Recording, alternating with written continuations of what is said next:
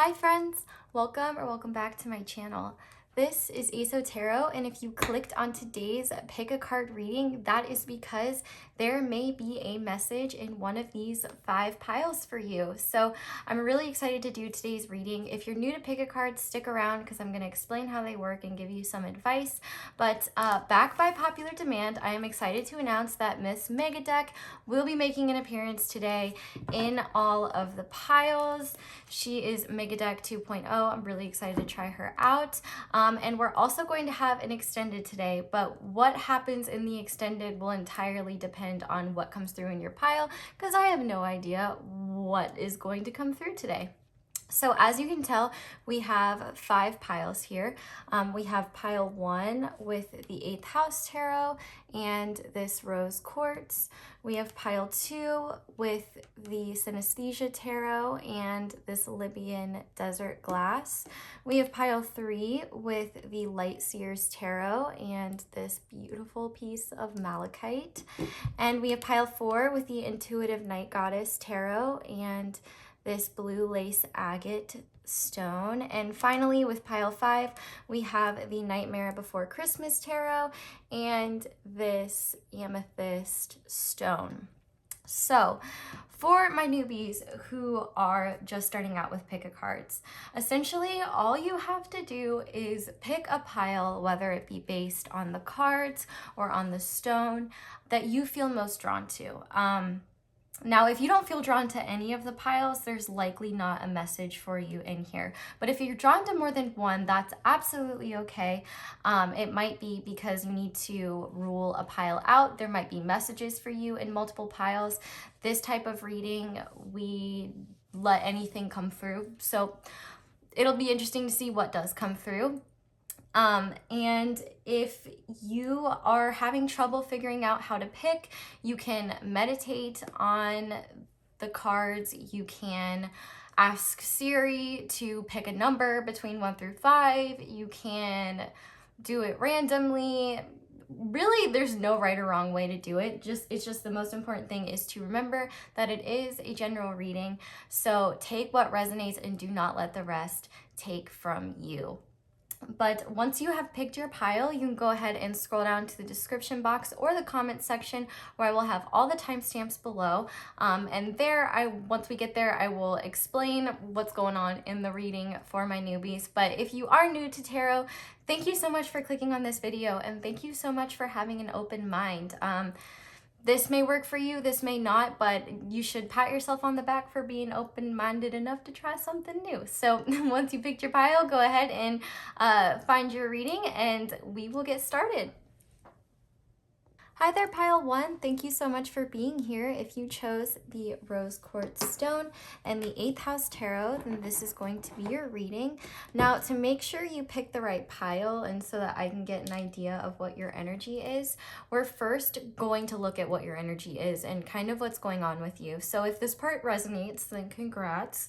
You found the right pile. But if this part doesn't, then I would try a different pile. And if none of the piles resonate, then there probably isn't a message for you today, unfortunately. But we're just going to go ahead and start now by looking at your energy. So to start, we have the flame, the raccoon, the one who hides the sun, the rowdy rooster,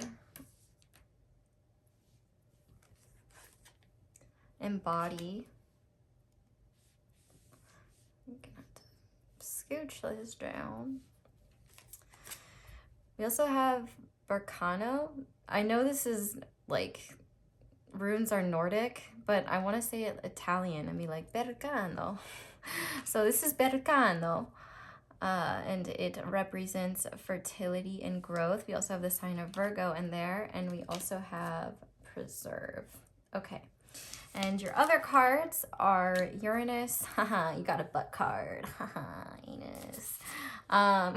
We also have innovation, straddling worlds, you're not for everyone, embrace your weirdness, face your true north, and cauliflower transition. So Yeah, we definitely have, in terms of signs and placements, this can be sun, moon, rising, Venus, doesn't really matter. We have a lot of Earth, so Virgo especially, Capricorn and Taurus. We also have Aquarius, because I believe Aquarius is ruled by Uranus, and I'm kind of thinking of Leo with the number 8 here. But let's go ahead and talk about what's going on with you, pile 1.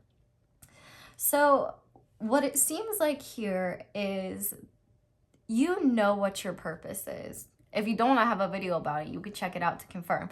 But if not knowing your purpose, you at the very least know what lights your fire, what you feel passionate about, what direction you think you want to head in.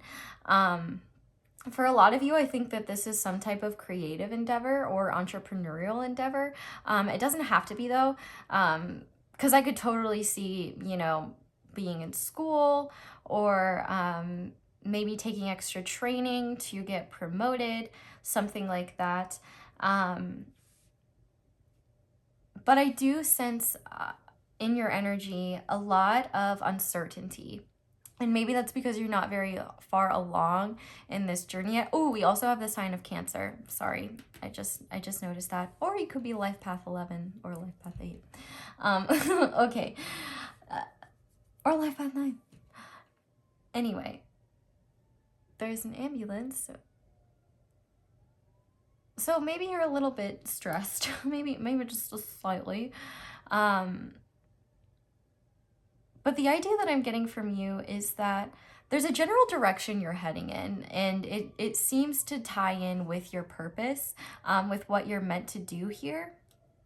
And I think the first message already that's coming through is that you have no idea how talented you are. And in fact, you need to start giving yourself more credit for how hard you work and the things that you are creating. And now maybe you feel stressed by me saying that because maybe you haven't been working on your stuff, or maybe you've been avoiding it, or maybe you haven't been feeling great about your creations, or whatever this thing is that, you know, makes you feel passionate. And so I definitely feel like you were guided to this reading today to remember, one, who the hell you are. You are pile 1. You are amazing, and you are on your life's path. You are in the direction of fulfilling your life's purpose, of what your soul intended to do when it decided to come to Earth, if you believe in that sort of thing. But I definitely think that this transition hasn't been easy. In fact, I think that this doesn't even have to be like a life purpose thing in the sense of like a job or something like that. This could also be like in terms of identity. You know, maybe you're embracing a new identity, gender-wise, or maybe you are acknowledging something about your sexuality or something like that. Actually, interestingly enough, my L's, my B's, my G's, and my T's were all called Uranians in Victorian times. You know, obviously anything different was like, oh my gosh. But yeah, they were actually called Uranians. So if you belong to that group, this might be an acknowledgement of that. And maybe I get the vibe from some of you. It doesn't matter. This doesn't have to be, no matter what this thing is, this fire of yours that you are either somewhat fueling or avoiding fueling, you know that this thing has a purpose in your life, which we said, life purpose.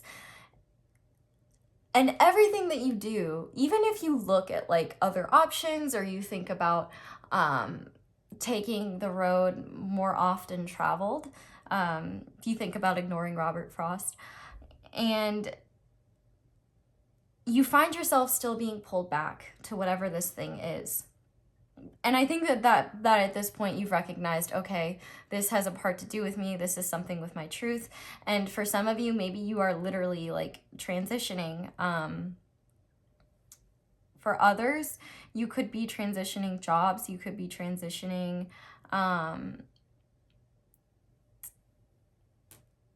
like, why can't I finish this word?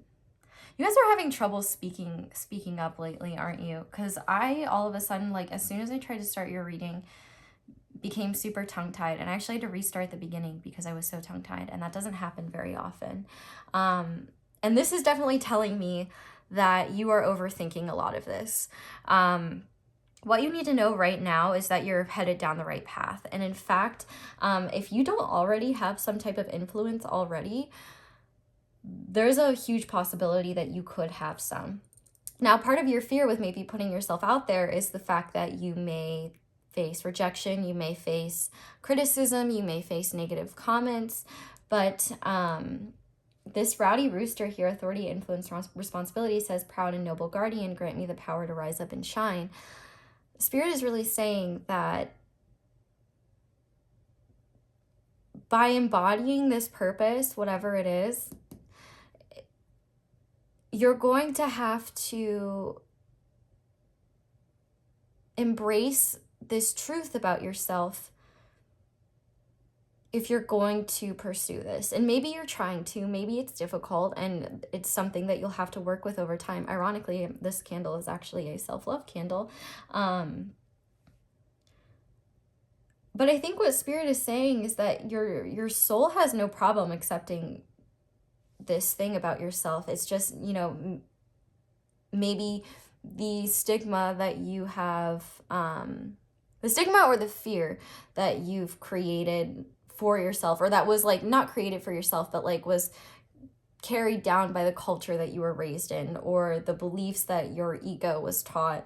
You might have like a hard time accepting this part of yourself, but your soul won't let go of it because it's who you are. Like your life purpose, your life path, you know, things feel right when you're following what you're meant to do, even if that means straying away from what is normal in your society. But I think that you've overcome the first hurdle, which is just embracing this idea and saying, okay, what's next, or heading in that direction, even if you don't know where it's going. For some of you, this transition could be like, and you'll know this if this is you, this is a very small group. You could be going through the transition of like, maybe you're having a baby or something like that, which if you are, congrats. And congrats to my people who don't want babies and don't have them. We're rocking and rolling, all of us are. But whatever the case may be, I think that there's a fear that if you kind of put yourself out there, and whatever which way this may be, whether it's creations, whether it's an identity, whether it's a passion of yours, a new business, I think you're very afraid of the criticism or what other people think getting to you, to the point where you may just lose all motivation, or they might just completely blow out this flame that has been lit. But here's the thing. You're being pushed down this path because this was always meant for you. And in fact, the reason why it feels right is because it is right for you. You are going down the right direction, you know? This card is actually in MEGADECK somewhere. I'm not going to take the time to find it. It may come out later, who knows? But it says, happiness, I know that being happy means that I'm on the right path. And I think that you are kind of seeing the light almost. And even though you may be keeping your creations or whatever this is kind of hidden or behind like a false identity or a pseudonym, or like not a fake account, but just like an anonymous account or something like that, Spirit's saying even that is a step. But that what's incredibly important here is that instead of worrying about what people think of this, instead recognizing that this is integral to who you are, and that part deserves to be honored and preserved, and you shouldn't feel shame for whatever this endeavor is, and you shouldn't be afraid to embrace it. Now, if there are people that, you know, there may be people that you have to not like be completely honest to, but it kind of seems that Spirit is directing you away from those types of people anyway. For some of you, you might be losing a lot of friends right now. You might be losing a lot of support that you once had. But I think if you're losing this kind of support, it's because this support is inadequate for your journey ahead anyway. You know, Uranus correlates with the Tower card in tarot, and so I think that this has been a huge change for you already, and I honestly think you've gotten over the worst part, which is, or the hardest part, which is either accepting this part about yourself and committing to following down this path and getting started essentially, and just going down that general direction. You've made that decision. But if you've been feeling especially unmotivated lately, that might be because of people being negative people around you or negative environments around you. So Spirit is really saying, you know, don't take the people around you too seriously when it comes to this purpose. Like, you need to continue acting on this before it even makes sense. And you are in a transition period. I mean, we have straddling worlds and literally like transition. And Spirit was kind of telling me, you know, first of all, this thing that you're following is going to make you different in some way. It's going to make you stand out in some way. And that's very uncomfortable, understandably. It's more risky. There is more at stake. It is kind of like the energy that I'm feeling. But Spirit is literally saying, like, you were made for this, whatever this is. And this is your path. You know, stop raining on your own parade and shaming yourself. You know, even if you're not ready to tell people about this, or you're not ready to share your work with people, or open up about this and connect it to who people know you as, just embracing it for yourself. Like, you don't deserve to shame yourself. You don't deserve to pretend like you're the worst, or that by following your passions you're somehow hurting others, because you're I mean, maybe you are, but I can't imagine how. Obviously, if you are, there may be more stress involved in this situation, but I think the people who may be hurt are not actually going to be hurt. They may be jealous. They may try to talk you down, try to talk you off a ledge, like literally like this ledge, try to make you follow a more traditional path. But if they want to follow a traditional path, they can do that. You know your path isn't traditional, and you've already started making the moves to follow it. And so if somebody's gonna like tell you some shit like that isn't encouraging, or makes you feel bummed out, or worries you, recognize that you're not for everyone, and that on this new path, you're going to attract the types of people who are going to support you on this journey. And in fact, there are a lot of, especially for those of you where this is a creative endeavor, there's a lot of creative energy heading your way. And the more you nurture this passion, this fire, and also stay open to new ideas, especially if they're different, especially if they're weird, the more success you will continue to have. Because Spirit is already telling me that there's a lot of potential here for what you're doing. But I think you may be having a hard time with the idea that by following your true path, you feel alienated from a lot of people. And unfortunately, that's kind of just what happens when you walk the road less traveled. So maybe that Robert Frost poem is significant to you in some way. You know, you're choosing the road less traveled, and that can be really difficult, and that takes time, and not everyone is going to approve of that. But from what I can see right away, at the very least, you're doing a great job. You're on the right path. You're headed down the right path. Like, what I keep hearing from Spirit is that the hardest part is over, and that in fact it's time to go even harder down this path and embrace it even more, because it's time to kind of like commit to it, I guess, in a way. Or well, only if you feel ready, of course, and only how you're ready, because like I said, I'm getting such different like vibes of what this could be. Like I said, for some of you, it kind of seems like you may be trying to monetize a creative endeavor, while for others, you know, you may find yourself embracing a different identity, embracing a different like culture maybe, Like there's just so many different things, and I don't want to say anything that could come off as like insensitive or encourage you to do something that you're not comfortable with. So just be sure, whatever this thing is, like obviously you have free will, do what you're comfortable with. And especially if this is like a situation where, you know, this is about like your sexuality or your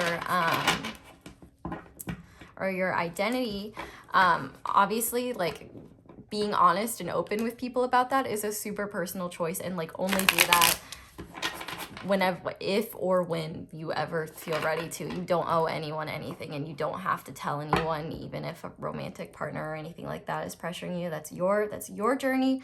You should be able to go about that however you want, and do not let a random tarot reading tell you what to do. And I just wanted to clarify that so that people don't think I'm like telling them to like do something they're not comfortable with. Anyway, especially if it could be like dangerous, like, you know, this is open to the entire world, so it's going to depend on where you live. But you're welcome here, and I'm so happy to have you here. So let's go ahead and see what Spirit wants you to know moving forward, and then we're going to shuffle from MEGADECK as well. So Spirit, what do you need pile 1 to know about this transition, about this journey, moving forward? I'm going to take that. Okay. Oh, we have more Virgo energy. We also have the 9 of Cups in reverse. What else, Spirit?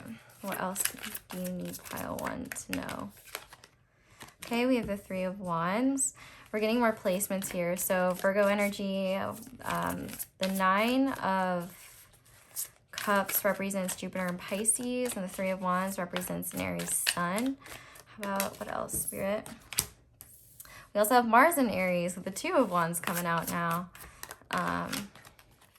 We have the Tower again, so that Tower energy is definitely being confirmed. Mars is also ruled by Scorpio, and this is the 8th house tarot deck, so Scorpio could be significant as well. Okay, we have Strength in reverse, so that Leo energy is coming out. And on the back of the deck, we have the 2 of Swords, which can represent a Libra moon. Now, for the main enchilada, Queen MEGADECK is here.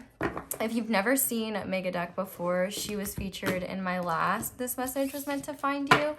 This time around, she's only got 2 decks in her, and I switched up the decks, but I'm excited to see what MEGADECK has to say. And if anything comes out in reverse here, I'll turn them upright. But due to popular demand, she is back.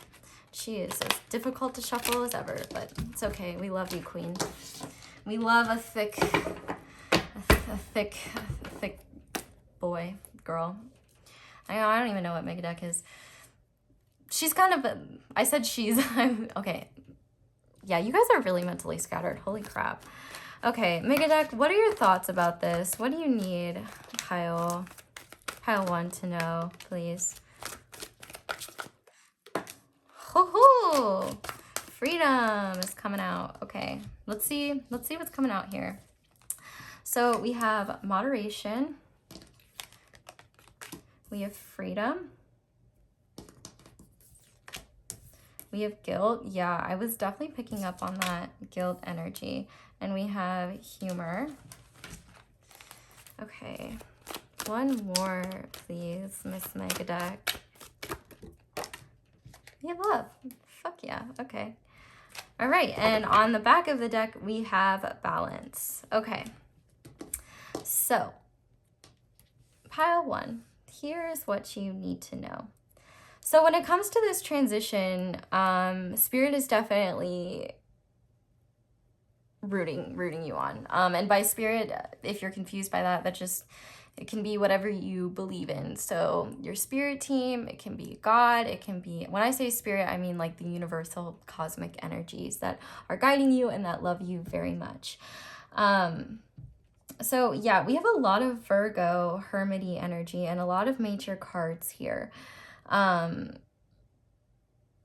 it definitely seems like either embracing this thing or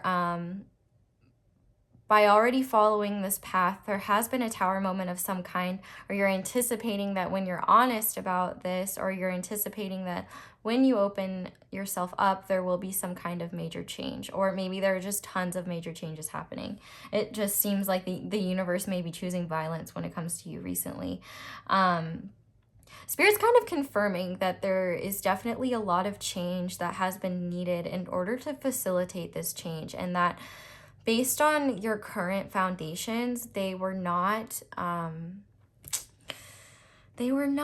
suitable for this new path that you're going down. It's like Spirit's showing me the image of, like, you know how beach houses are on stilts, especially ones that are close to the water, because, you know, they are close to the ocean, and sometimes the ocean can flood, and so they have the house up higher. You know, if you had a regular foundation with a house, like with the house right by the ocean, it's probably not going to do very well, because like the foundation's going to get, you know, just absolutely KO'd by like the seawater and all that stuff. I mean, I don't know much about construction, but the point of what I'm trying to make is that Spirit is saying that the foundation that you had was not suitable for this new path that you're going down towards. That being said, this does not mean that you're being punished for following this path, because you're literally being called to follow what feels right in your soul. But the one thing that is truly missing in this whole what, Spirit? The thing that you're missing to keep this new foundation that you're building sturdy is self-love and self-acceptance. And here come the eye rolls, because how often have you heard a tarot reader talk about self-love? All the time. We do it a lot, and that's because it's important. But the fact that we have love coming through twice here, I commit to the practice of seeing good in all things, and we have, you know, this kind of strength card in reverse. I think there's something about loving yourself more than loving this thing, whatever this is, this passion, what you're feeling called towards. Is this the happiness card? I want you to see it if it's right here. Yeah, happiness. I'm aware that being happy means that I am on the right path. If this path is bringing you genuine happiness, or this thing that you're headed down, if you love it, but you're unable to share it with people, or you're afraid to share it with people, or you haven't really put yourself out there because you're afraid of what people will think, Spirit is saying that you need to love this passion. You need to nurture this passion and kind of grow that energy so that it is stronger than your ego's fears of what others will think, or fears of criticism, anything like that. There's also a need to be more invested in this in some way, whether it's either strategizing how you're going to do this, especially if it's a business or a creative endeavor. There may need to be kind of like, I just heard an eat, pray, love journey for some of you, but for others, this doesn't have to be a literal journey. It's just kind of a part of your internal journey, where at this time, the only opinion that matters in this endeavor of yours is your own.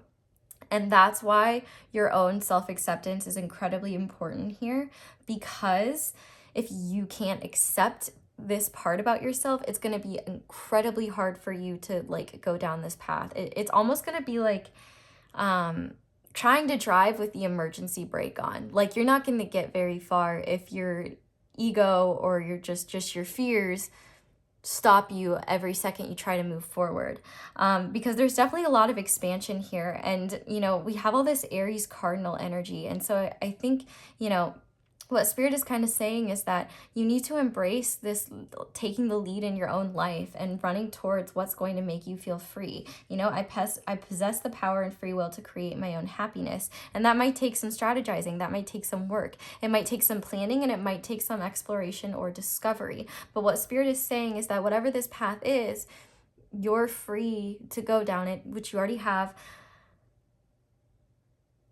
But there's a part of you not taking it very seriously because you're waiting for the rug to be pulled out from underneath you and for you to find out that you're not supposed to follow this. newsflash, you literally are supposed to follow this. Like, Spirit saying, hello, like, I'm like, pay attention, like Judge Judy, you know, saying like, let's go. And I mean, obviously you do all this in your own time, but your guides are saying that you're so powerful, pile one. And the only thing holding you back here is your own fears, is your own inability to get out of your mind, get out of your own mind's way.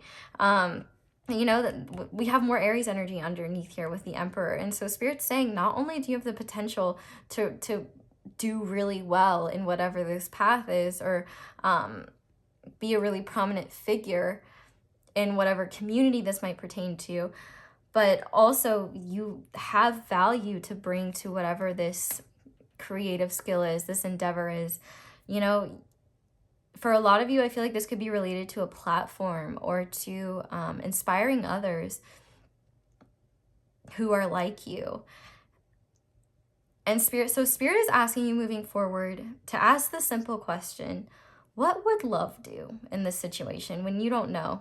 What would love do? Not somebody's love, just love, unconditional love. What would the most loving being in the universe say? What would Bubbles from the Powerpuff Girls say to you? What would she say? Because it's probably going to be really sweet and really encouraging. And that's kind of what you need. You need Bubbles energy, not Buttercup energy. But what I'm also seeing here is that you may want to be careful in terms of not burning yourself out or going crazy in the sense of like committing to this so much that you're not paying attention to the other parts of your life. You know, we have this card here about balance, and I think that it kind of fits with this moderation energy.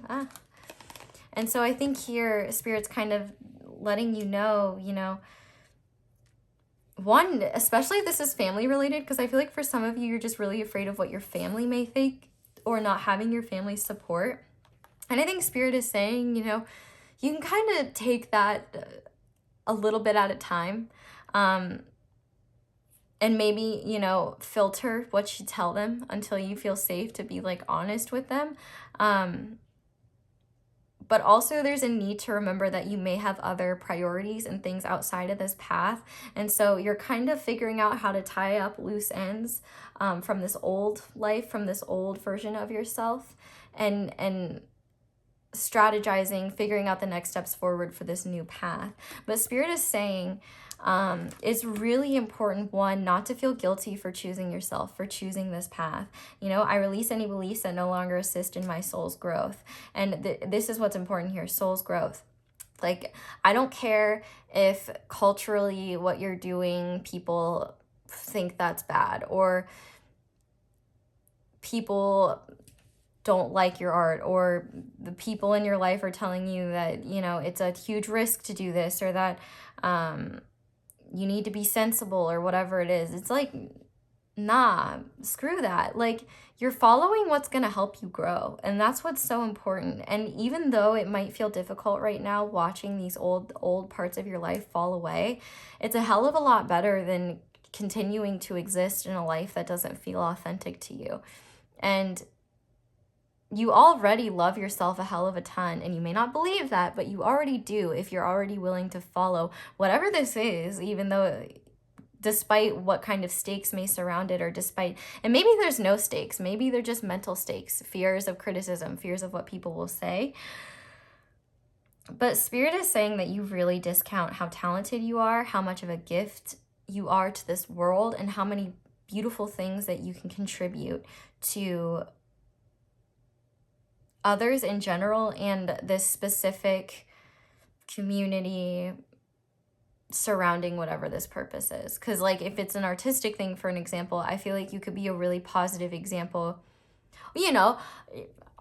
Anybody who's familiar with like YouTube in general probably knows about like the creep show art stuff, for example. Not saying any judgments about that, but obviously not a very good, pretty not very good situation, right? So like, if you were an artist, for an example, maybe part of this path is about setting a positive example in a well-established community, to be, you know, good to one another, for example. That's like an extreme case, an extreme example, but like, I think whatever community surrounds this passion or purpose, I think that you'll become a very influential figure for, one, being pretty like level-headed and being rational, but also because you have such a brilliant, unique insight to provide.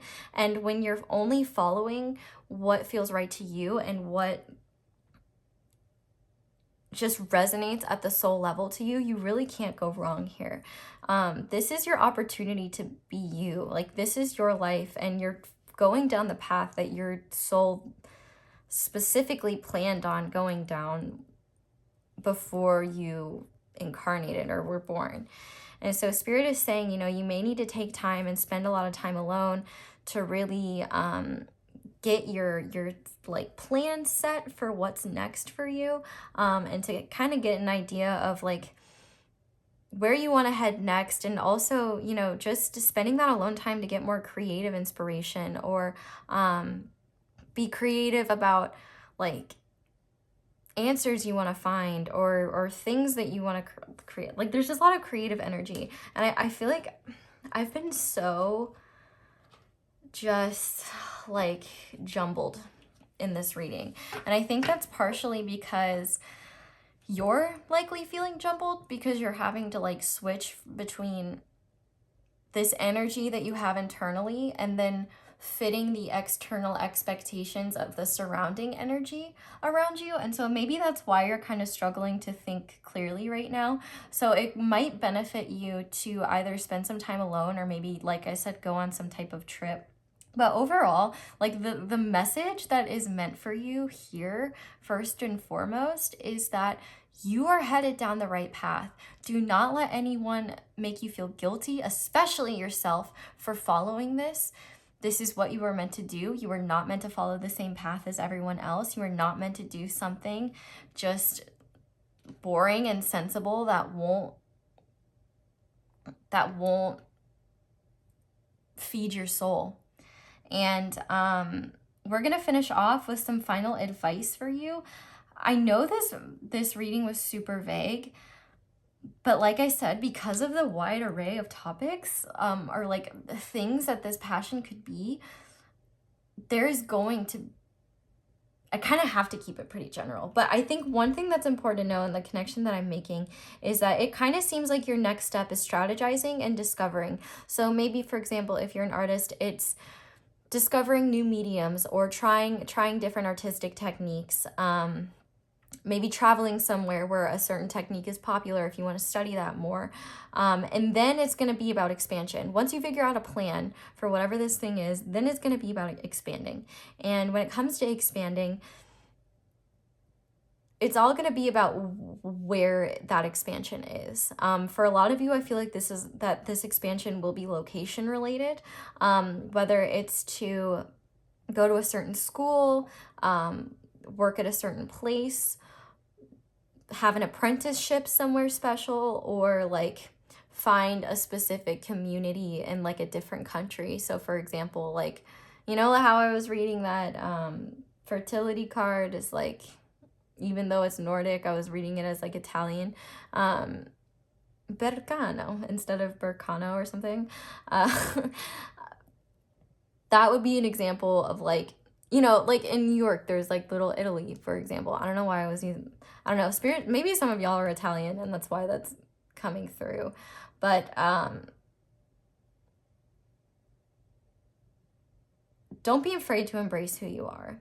That's the real message of this, because you're already headed down that path anyway. So there's no point to feel guilt and shame about it. Like, you're on your way. So we're going to finish off with some advice. But what I think we're going to do in the extended is we're going to see the blessings to come from this. We're going to get channeled messages from your guides and see what they specifically want to say to you. We're also going to see what your angels want you to know. And then we're going to see what like blessings are to come from you following this path. So to finish off, Spirit, what messages do you have for pile 1? What guidance do you have for them moving forward? Okay, let's start with this one. Yes, we have the Star, blessings, inspiration, time to shine. This is the second talking about shining. And this really is, no, shine bright like a diamond. And this is really incredibly important. Like, because first of all, I just talked about we're going to see what blessings are coming. And Spirit is saying there are tons of blessings. I think one of them is inspiration. But Spirit's saying you're ready for this next path. Like, don't be afraid of the changes. Let the tower crumble. Like, your time to shine is coming. And you're going to come out from this cycle so much stronger than you ever thought possible. And yeah, you're going to be really happy that you did this. We also have heart, emotions, and intuition. So this is your confirmation to lead with what feels right. Lead with what makes your heart sing. Lead with what makes you happy. Lead with what fills your soul. And your wish is coming true. Celebrate your success. Yes, Spirit is literally saying, like, we're paving the way for you. Don't doubt yourself now. This is your gift and your blessing. Like, nobody else's. Like, it does not matter what anyone else thinks. And on the back of the deck, we've got mystery, secrets, and hidden meanings. So Spirit is saying, you know, the path forward is still a bit of a mystery. Oh, look what's even underneath that. Don't stop. A miracle is around the corner. Like, you're so close to something really special. And speak up. Use your voice to express yourself. Yeah, I definitely think there needs to be some throat chakra clearing here. I think I'm gonna have to clear my throat chakra after this reading. Actually, it's a good thing I'm wearing blue, because like I really struggle to channel messages in your pile. I'm sorry if it was annoying, but Spirit is saying, you know, don't allow the mystery of what lies ahead to deter you. Instead, it should excite you and think about, oh, what beautiful opportunities are coming my way, what beautiful things are coming my way. And you know, the more you kind of embrace that instead of allowing fear to hold you back, and embrace a positive mindset, and don't sweat the small things, you know, choose to focus on that lighter side and follow what makes you happy, you're gonna get there in no time. And the people that are meant to be a part of your world will come and join you if the ones that are in your life now fall away, because they can't embrace how amazing the truth of who you are is. Spirit will replace them with better people that are everything you can ask for. So pile one, I hope that this reading resonated and I hope that you enjoyed it. Thank you so much to everybody who watched my ads. That is the simplest and easiest way to support me. But if you want to support me further, you can check out the extended. I will also have my social media and my merch linked down below. Definitely check out the extended because I want to know what blessings are coming as a result of this. I'm really excited. It could be love related as well. But if you enjoyed this video, I'd love it if you left a like. If you're leaving me here, thank you so much just for watching. If you want to see more readings and more videos from me, definitely go ahead and subscribe and click that little bell notification if you want to be notified whenever I upload a new reading. Definitely comment down below. Let me know how this resonates and give some support to my other pal ones out there and some love. Y'all deserve that, you rose quartz kings and queens. Thank you guys so much for letting me read your cards. I hope you all have a wonderful day or night whenever it is that you're watching this, and I hope you'll come back and see me again soon. Bye. Hi there, pile two. Sorry for the candle change. We had a bit of a malfunction.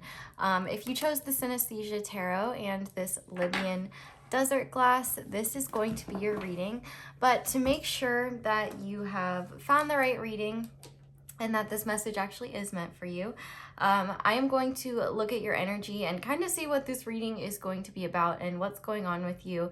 And then we'll use the tarot cards and MEGADECK to get advice and just see what Spirit wants to say, and then we'll get further advice. And then depending on what we see there, that is what will dictate what we do in the extended. But let's go ahead and look at your energy. If this doesn't resonate, then you probably don't have a message in this pile. I would check another one, and if none of the beginnings resonate, then there probably is no message for you. So to start, your energy is being represented by the village.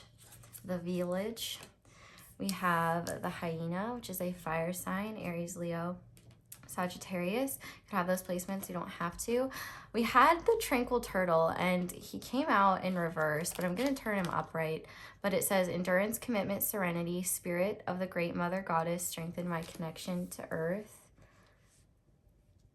And we have visibility, or visible. I said visibility, sorry. Then we have Isa, introspection and ego. We have moon. I feel a lot of Cancer energy, like 4th house Cancer energy already.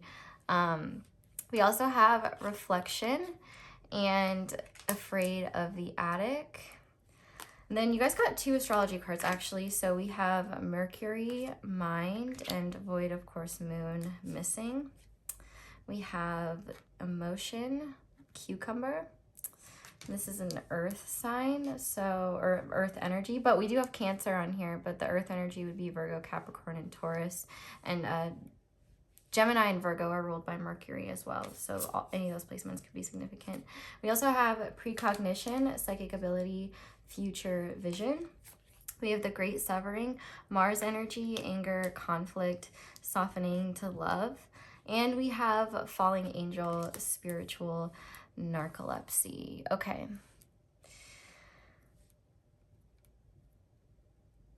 So this is definitely like me trying to find a word other than interesting. This is an intriguing energy. It kind of seems like you're in a tricky place, pile 2. And what I can already tell is that this message is going to be related a lot about you and your connection with yourself and your connection with others. The fact that we have the Village card here, I think the lines are kind of blurred at the moment between what is yours and what isn't. And by that, I kind of mean like your thoughts, your intentions, your internal biases. I don't mean that in like a negative way, just natural ones. Like, you know, if you were raised in, you know, like my family celebrates Toyotathon, not Honda Days. You know, don't wish me a happy Honda Days, you know? Like, I'm biased towards Toyota, example. That's kind of a joke, but like also all of my cars, I like them. I am biased. Okay, anyway. You're kind of having a hard time staying centered and like grounded right now is one thing that I can definitely tell. But it's a whole lot more than that. The reason why you're struggling to like ground and be centered right now is because there's this huge, what's the word? I don't think it's dichotomy, but there's this huge divide essentially, and it's even shown in the color schemes here of the direction your truth is heading in and what the surrounding energy is with the people in your life and the environments that you're in. Because what I can kind of see going on is that you've had this, I don't think it's necessarily an epiphany. For some of you, it could have been an epiphany, but I think for most, it's kind of just you've been experiencing this gradual increase of awareness about yourself and and your environment, and you're kind of seeing things from higher perspectives, and you're recognizing where your actions and your true feelings don't really match up in some ways, or how you're very accepting of certain things, like, or tolerant of certain things that don't really sit well with you now. Like an example I'm thinking of is, you know, maybe somebody who, like a friend, for example, that will like put you down in subtle ways. They'll like compliment you as an insult. Like maybe you weren't aware of things like that before, and now you're starting to kind of realize it. I'm hearing ignorance is bliss, and I think what you're going through right now is a realization of the things that you had been ignorant to, not in like a bad way, like, but just because you didn't have the level of awareness that you have now. It's interesting because I feel like in terms of where you're at in life, like there's so many different variables here, so it's hard for me to like kind of pin down what direction you're necessarily headed in, if you're in any direction at all. Truthfully, I kind of feel like you're in a weird standstill right now.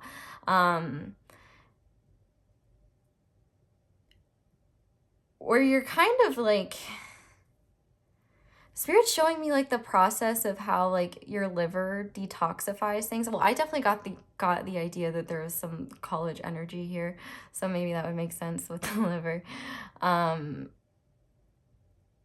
But you're kind of going through an energetic detoxifying process. Like you're kind of detoxifying the energy around you right now, and it's very difficult because I think there's a part of you that thinks you're not ready for like more change. But you are.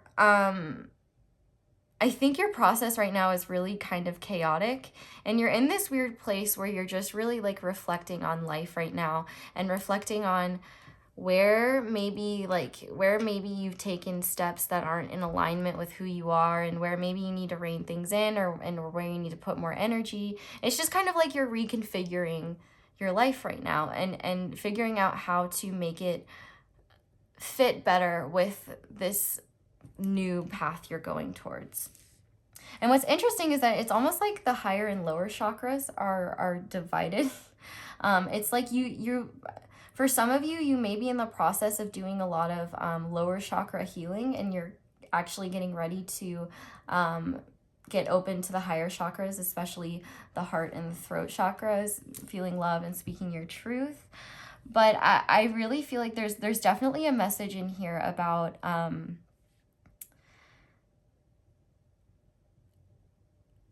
untrustworthy people. With falling angel, spiritual narcolepsy, I think that you're actively trying to make sure that you don't get too jaded by your environment. I think that's important because you're starting to see your truth is becoming more clear. You're kind of coming into yourself more. And now that and this kind of newfound self-assurance is helping you see red flags where you couldn't see them before. And it's kind of disturbing, right? And because not only are you seeing red flags with others, you're also seeing red flags with yourself in terms of like, oh, these are shadows that I need to address. And Spirit is definitely commending your ability to not completely shove away these truths. I mean, even if you are, you're allowed to do that. But there's a big energy here of not avoiding what you're coming to understand. Because I think actually what you're in the process of creating right now, and this is really beautiful, is a sense of home within yourself. And I think that's why I picked up on all that Cancerian energy and this tranquil turtle, because it did come out in reverse. And I think that's because you are learning how to be tranquil amongst chaos, despite uncertainty, despite fear. But what you're realizing is that you're actually better at predicting the future than you realize. With this precognition card, I think your psychic abilities have been opening as well. And I think that you're realizing that you can no longer continue acting in certain ways or accepting certain behaviors that you did in the past because you were unaware of the harm that they caused, or because you were just like, you just maybe were too afraid to stand up for yourself or something.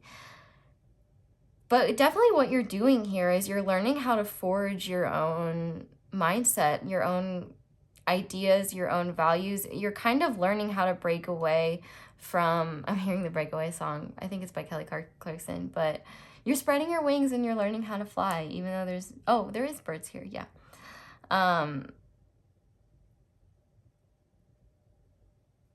But don't be afraid of exploring everything that your mind is trying to tell you. I do think that there's a message here, though, of being very careful about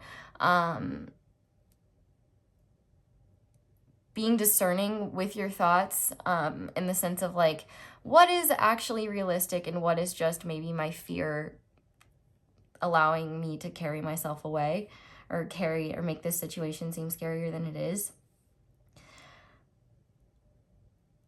But I guess like the vibe that I'm getting here, if you pick this pile, that You may be anticipating like falling outs with people in your life. Like maybe you're recognizing the more you're aware of this, you're like, oh shit, I'm gonna have to like, you know, reconfigure things in my life. You might have to reset boundaries, and that might be kind of scary. Your boundaries are always changing, by the way, and that's not a bad thing. It's just that I think that you're changing, and like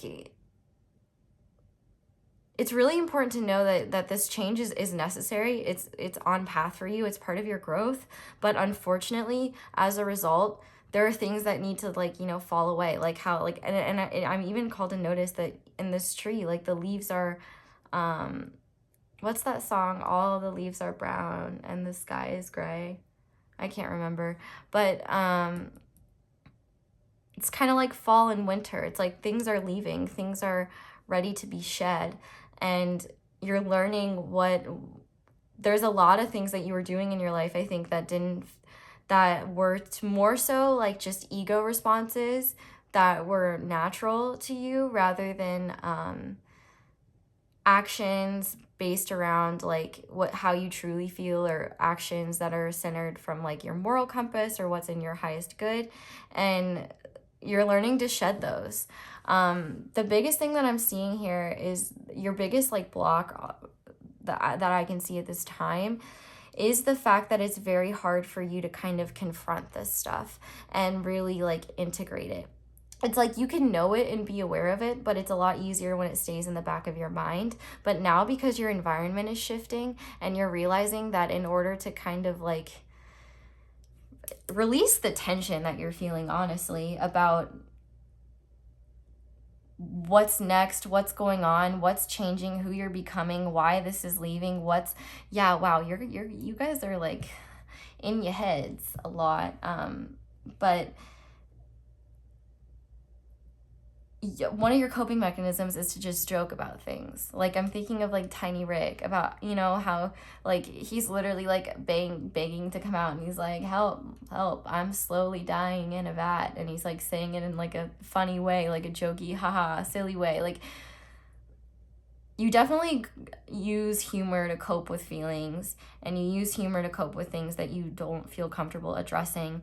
And Spirit's kind of saying this is your biggest block from kind of fully embracing this energy more.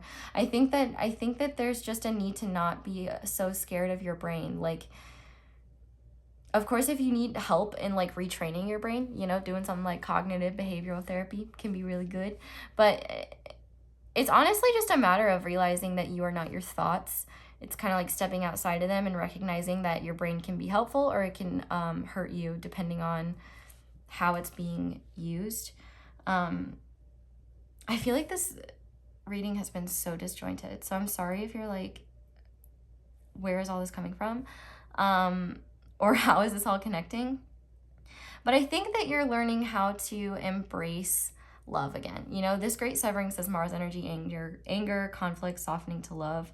And I think that you're learning that like maybe it's kind of uncomfortable to see like behaviors that you did in the past, things you said or things you did out of like your own insecurities, your own fears or whatever.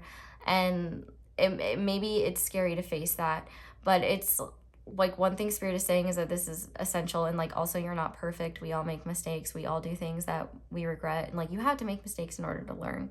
But I think what you're kind of slowly but surely doing is you're growing into who you're meant to be. You're becoming more aware of what's going on inside of you. You're taking responsibility for yourself and your own healing rather than just drifting off into the void and saying, I don't know why things happen to me. Like you do know, and you do know. You just have a lot more awareness, and it's hard for you to be around people that have less awareness, and it can be very hard to get their judgments or their critiques because you're actively aware that there's just a different level of perception and awareness, but you can't really help them be aware of it unless they go through that process and see it for themselves. And so you're kind of feeling trapped a little bit, understandably. But Spirit is really saying, don't dim your light for anyone, first of all. And second, don't stoop to the levels of others just to make them comfortable or be petty. You know, this falling angel, spiritual narcolepsy, Spirit's just kind of asking you to remember how far you've come, and like, don't forget that. Don't forget that deeper purpose. Don't forget that deeper reason, because it's easy in the moment to prioritize the wrong things, I think. And Spirit's just kind of saying in the near future, or maybe this is something that you've been dealing with, it's been hard. It's a lot easier for you to avoid what's going on internally by hanging out with people that will help you distract yourself, that are maybe fun but not very deep connections, you know. But Spirit's saying you have to be really careful, because it can really distort your mindset and change your perception in ways that hinders your growth. And I think that you're just kind of aware now that there are things that you thought were fulfilling that are not anymore, and it's kind of uncomfortable. And I think that you're learning that maybe it's time for you to leave the village. And this village could be a friend group. This village could be leaving home. This village could be changing schools. This village could be like literally anything.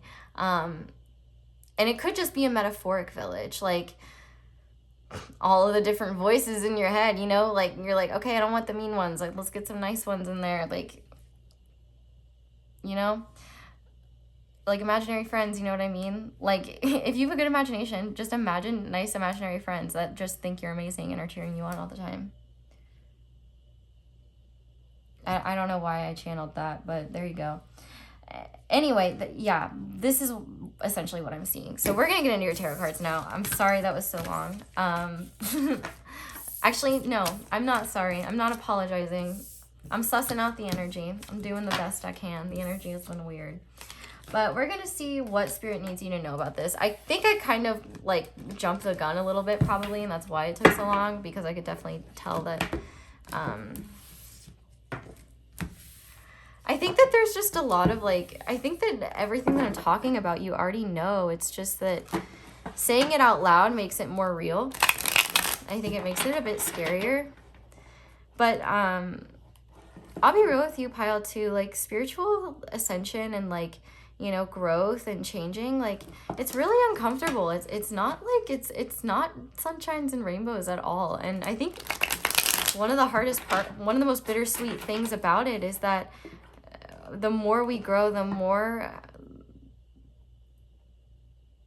our relationships change, or the relationships to ourselves, others, and you kind of just see things and have more awareness, and you're like, wow, how did I never see that? But at the same time, it's like, because you needed to like go through a bunch of different experiences, you know.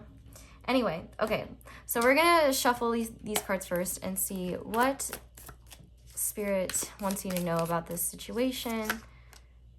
Okay, we have the Three of Pentacles, so I'm going to take that out. So maybe for some of you, this is connected to a work situation. Maybe you feel like what you're currently doing isn't fulfilling, and maybe you want to follow a different path. This has kind of similar energy to Pile 1, truthfully. If you felt drawn to Pile 1, you may want to look at that. Yeah, we have the Devil, so it could definitely be about work. This is Capricorn energy here, but I also think this goes back to like shadow work. Like, you've definitely been doing shadow work, whether you actively reference it as shadow work or not. Like, you're facing a lot of things that you're ready to face, but that are uncomfortable to face. You know, the Page of Wands, like, you had to reach this level of maturity and awareness to understand these things, you know what I mean? We also have the Hierophant, more Earth, Taurus energy. We have the King of Wands. Yeah, there's a lot about growth and maturation here. We have the Ace of Cups, and on the back of the deck, we have the Three of Wands. Yeah, there's a lot. Wow. Okay. I'm excited to see what MEGADECK is going to say. So this is Miss MEGADECK today. We decided to reduce her in size, so she only has 2 decks this time. But if you're unaware of who MEGADECK is, I had a dream about like a bunch of decks as one and calling them MEGADECK. And when I woke up, I was like, that has to happen. And so the last this message was meant to find you, she made her debut. Damn, love to see that abundance coming out. And yeah, back by popular demand, Miss Megadeck 2.0, I guess. Okay, so Spirit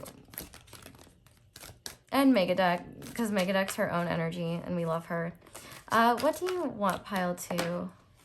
Whew, okay. Damn. Okay, wow. So we have relationship change, forgiveness. And I definitely think that this isn't just like one relationship. This is like relations, self-esteem.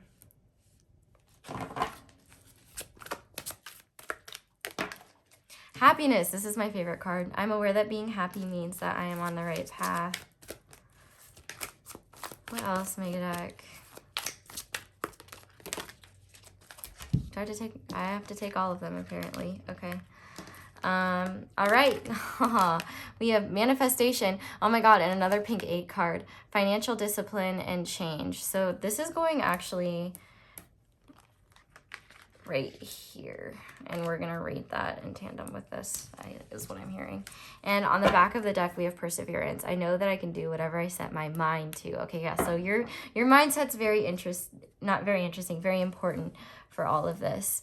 So here's what Spirit needs you to know about this, because I kind of definitely beat myself to the punch and started already saying some of this stuff with the last set of cards, but this is a time for you to build solid foundations.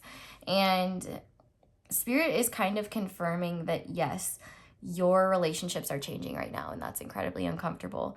But also,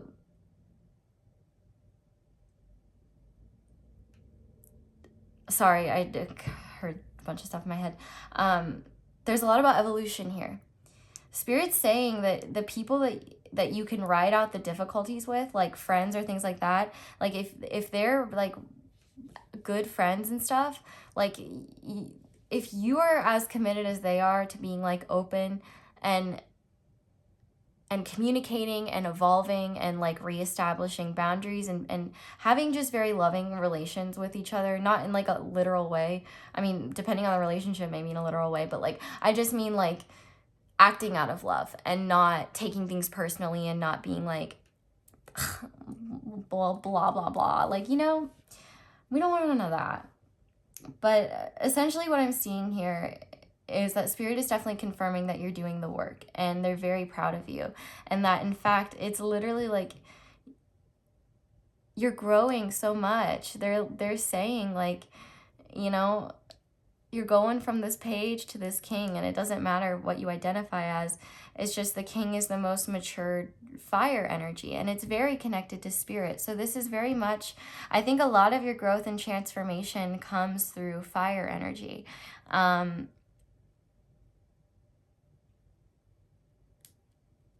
So maybe there is just a lot of fire energy in your chart.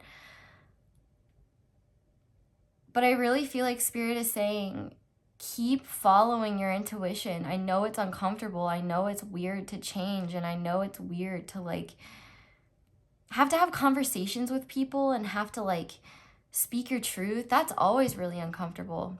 But I also think that, you know, your life could be expanding in ways where you might be meeting someone special soon for some of you. For others, you may just be stumbling upon a new opportunity or just finding a new love for life again.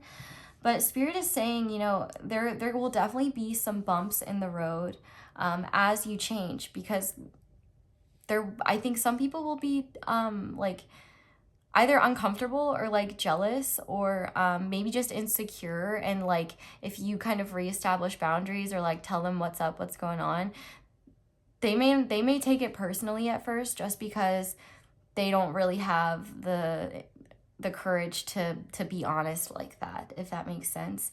And so kind of what I'm hearing here is that Spirit is saying that there may be some turbulence with some friendships during this time, but the real ones like will be kind of ride or die, in the sense that even if you are apart for a little while, like for like the ones like where there's forgiveness, where you grow beyond it, those are going to be like lifetime friendships and ones that are really good for you. And the ones that fall away are ones that were never good for you in the first place, that were friendships of people just using you to their benefit and not treating you the way you treated them. And the beauty is that the reason why you're able to be so much more discerning, or will be able to be so much more discerning about who's meant to be in your life, is because you'll have healthy self-esteem, and you'll, if you don't have it already, which you're getting there. And this is kind of your process of getting that healthy self-esteem, is like awareness, like, so-and-so said that thing to me last night, and that really like didn't sit right with me, you know, it like really bothered me, it hurt my feelings, and I don't think that they were joking or whatever. Or, you know, the people I was hanging out with last night, you know, they seemed cool, but I just feel like, yeah, I wanted to say that. They seemed cool, but I just feel like, you know, I wasn't really comfortable with what was going on. I didn't really like what they were talking about. You know, maybe they were talking about things that made you uncomfortable, or maybe you just, you know, maybe people were super gossipy or something, and you're just like not into that. You know, Spirit just like is saying that this, while actually paying attention to your surroundings and recognizing, instead of just going with the flow, like recognizing what makes you comfortable and what doesn't,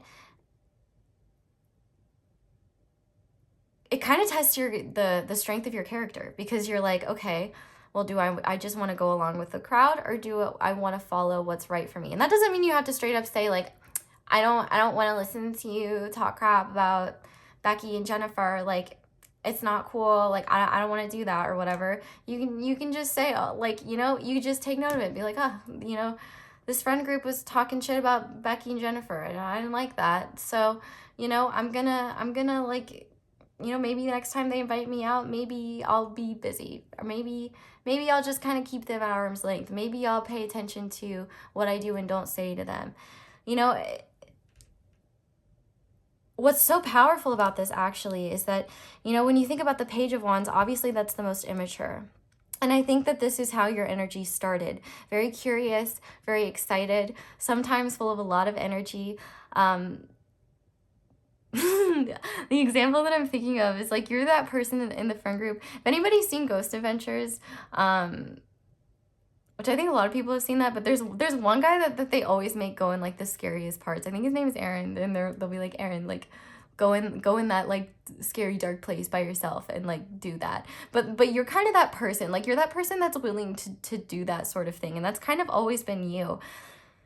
But I think a lot of this awareness is actually, as you're stepping into your power and seeing your worth more, you're realizing, I don't want to do that. Like, I don't want to be that type of person. Like, maybe the people that I'm around aren't giving me the respect I deserve, and maybe I deserve more. And it's like, the more confidence you're finding in yourself, you know, you're evolving into this king, and you're not allowing anyone to treat you like a page. And if somebody's used to treating you like a page and you become this king, it might be uncomfortable if they're just a knight, you know? Because if a Knight of Wands is more evolved than a page, but certainly not a king, those are two different ball fields. And I think people that are in that knight energy will find it threatening, uncomfortable, and may have a hard time acclimating to the idea that you're growing more than they are, you're growing quicker than they are. And it doesn't mean that you're better than them, it's just the truth. And I think that you may be doubting all of these wonderful experiences that are genuinely adding to your life, simply because the people around you don't know how to receive you. That's not your problem.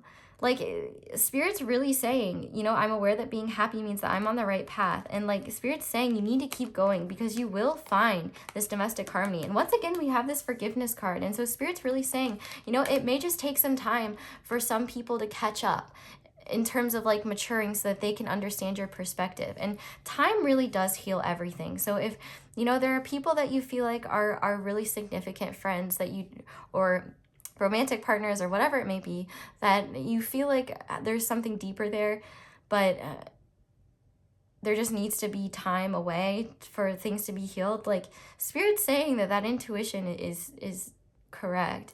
There's going to be a lot of new opportunities in the future, and you're headed down the right road. Like, this road is all about expansion and discovery and figuring out what's next. And what's interesting is that we have the Eight of Swords underneath. So that the only thing stopping you from seeing clearly is your mindset.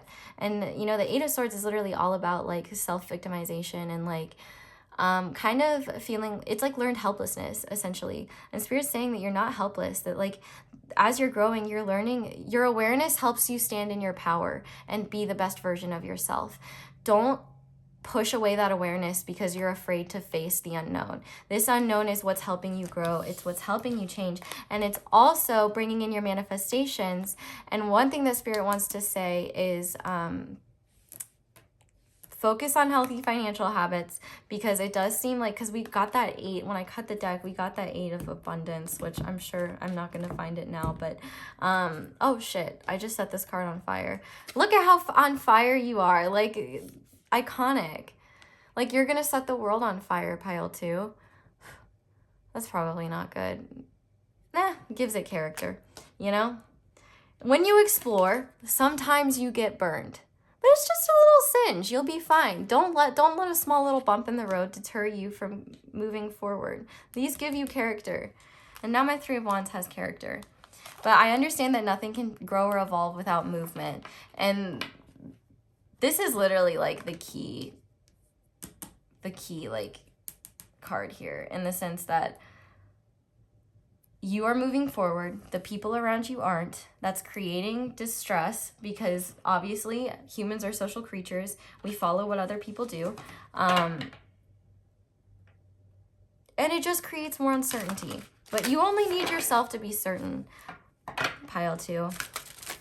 So, I don't know how long I've been going. This has been an interesting channeling, but I'm going to pull advice from this deck, I think, and then I think we're going to move it over to the extended. And I think what we're going to do in the extended is we're going to see like what these opportunities coming your way are, what blessings there might be, get more channeled messages, get more advice. And because I do feel like there are blessings to come your way by kind of shedding this final layer of inauthenticity that's been, you know, fermenting on you for a little too long. But we're going to finish off with advice first. So what message do you have for pile 2, Spirit? What advice do you have for them? Speak up, use your voice and express yourself. Yes, Spirit is really saying like communication is so important here, because this will actually help you, like,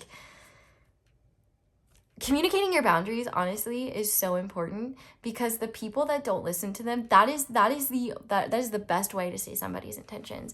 You know, if you say I need alone time and they take it personally and they get upset, then just know that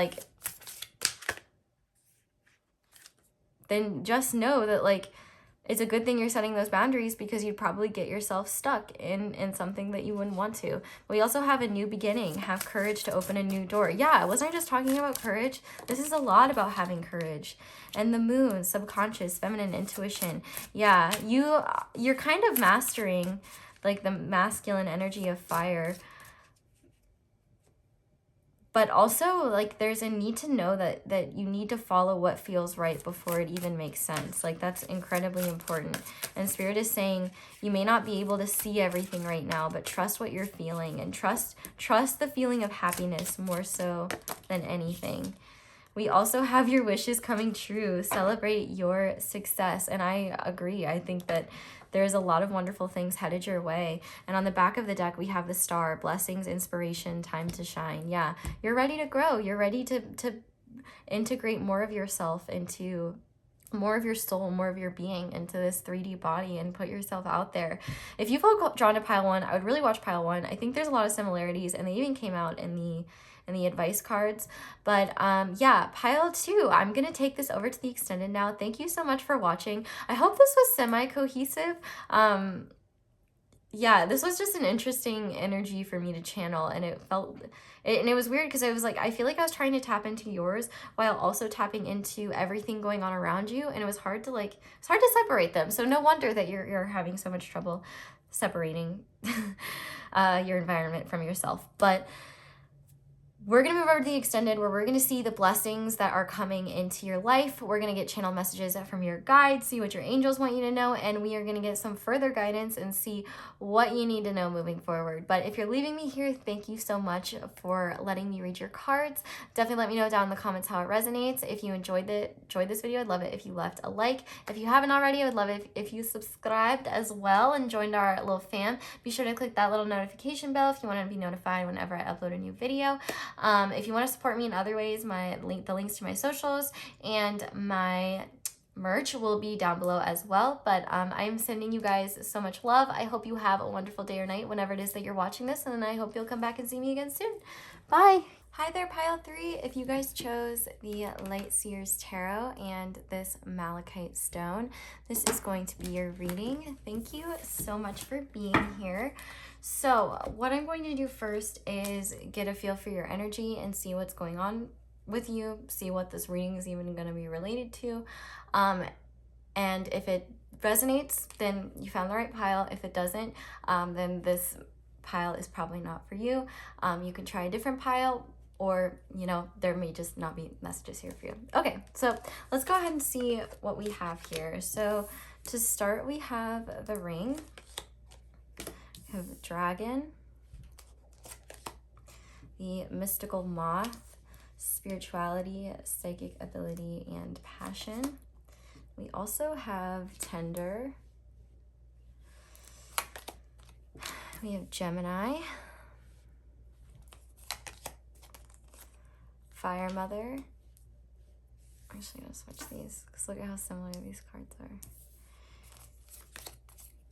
And I'm probably going to pronounce this wrong, but I think it says Ehwaz, E-I-H-W-A-Z, and it stands for, it's a rune, and it stands for transformation and renewal. Well, it's not literally a rune, but it represents a rune. And the sign of Scorpio is in there. We also have Mercury retrograde, reinvention, baby steps, action, follow your intuition before it makes sense, me talks, focus, and setting boundaries. Okay. So this, okay, if somebody wants to send me a thesaurus so that I don't have to start every reading with, so this is really interesting, but this actually is interesting. If you felt drawn to any of the earlier piles, you may want to check those out. But what's interesting is that those piles may be past energy. Or you may find that this is future energy and one of the other piles are past energy or our present energy for you. But this seems to be the most evolved state of what seems like a lot of people in the collective are currently going through right now, if it's kind of being reiterated in so many piles. But essentially, you're regenerating in a very wonderful way. You're coming out of a transformation. Well, maybe not coming out of a transformation, but like finishing that cycle or seeing the other side. You're on the other side of some kind of transformation, and you've definitely been through a lot of change. We have the word, I think we have the word reinvention twice, or am I crazy? Well, no, we have renewal and we have reinvention, and repairing. Repair, renew, reinvent. You're at this point where you're understanding the cyclical nature of life and its infinite aspects, its patterns, and you're growing and you're learning, and you've grown and you have learned. So I think really, like, honestly, this part's probably going to be really short because I think that you are in a good place for the most part. I think your biggest struggle at the moment is probably taking time for you and not sacrificing your boundaries. But I think that you've been doing an excellent job for a while now of maintaining those boundaries. I think that you are more protective over yourself now, but I think Spirit is kind of reminding you that there may be people that take advantage of your boundaries, or they try to use pity or guilt to knock them down a little bit. But I mean, first of all, Spirit's really just commending you for how far you've come, and the fact that you're doing amazing, sweetie. Let's just be honest. But I think you've come out of like a cycle of really difficult lessons, and now you're kind of ready for it all to happen again. And I feel like I could feel fear when I said that, and I understand that. But Spirit's really saying that this is going to just be an infinite process throughout your entire life. And every single time you're...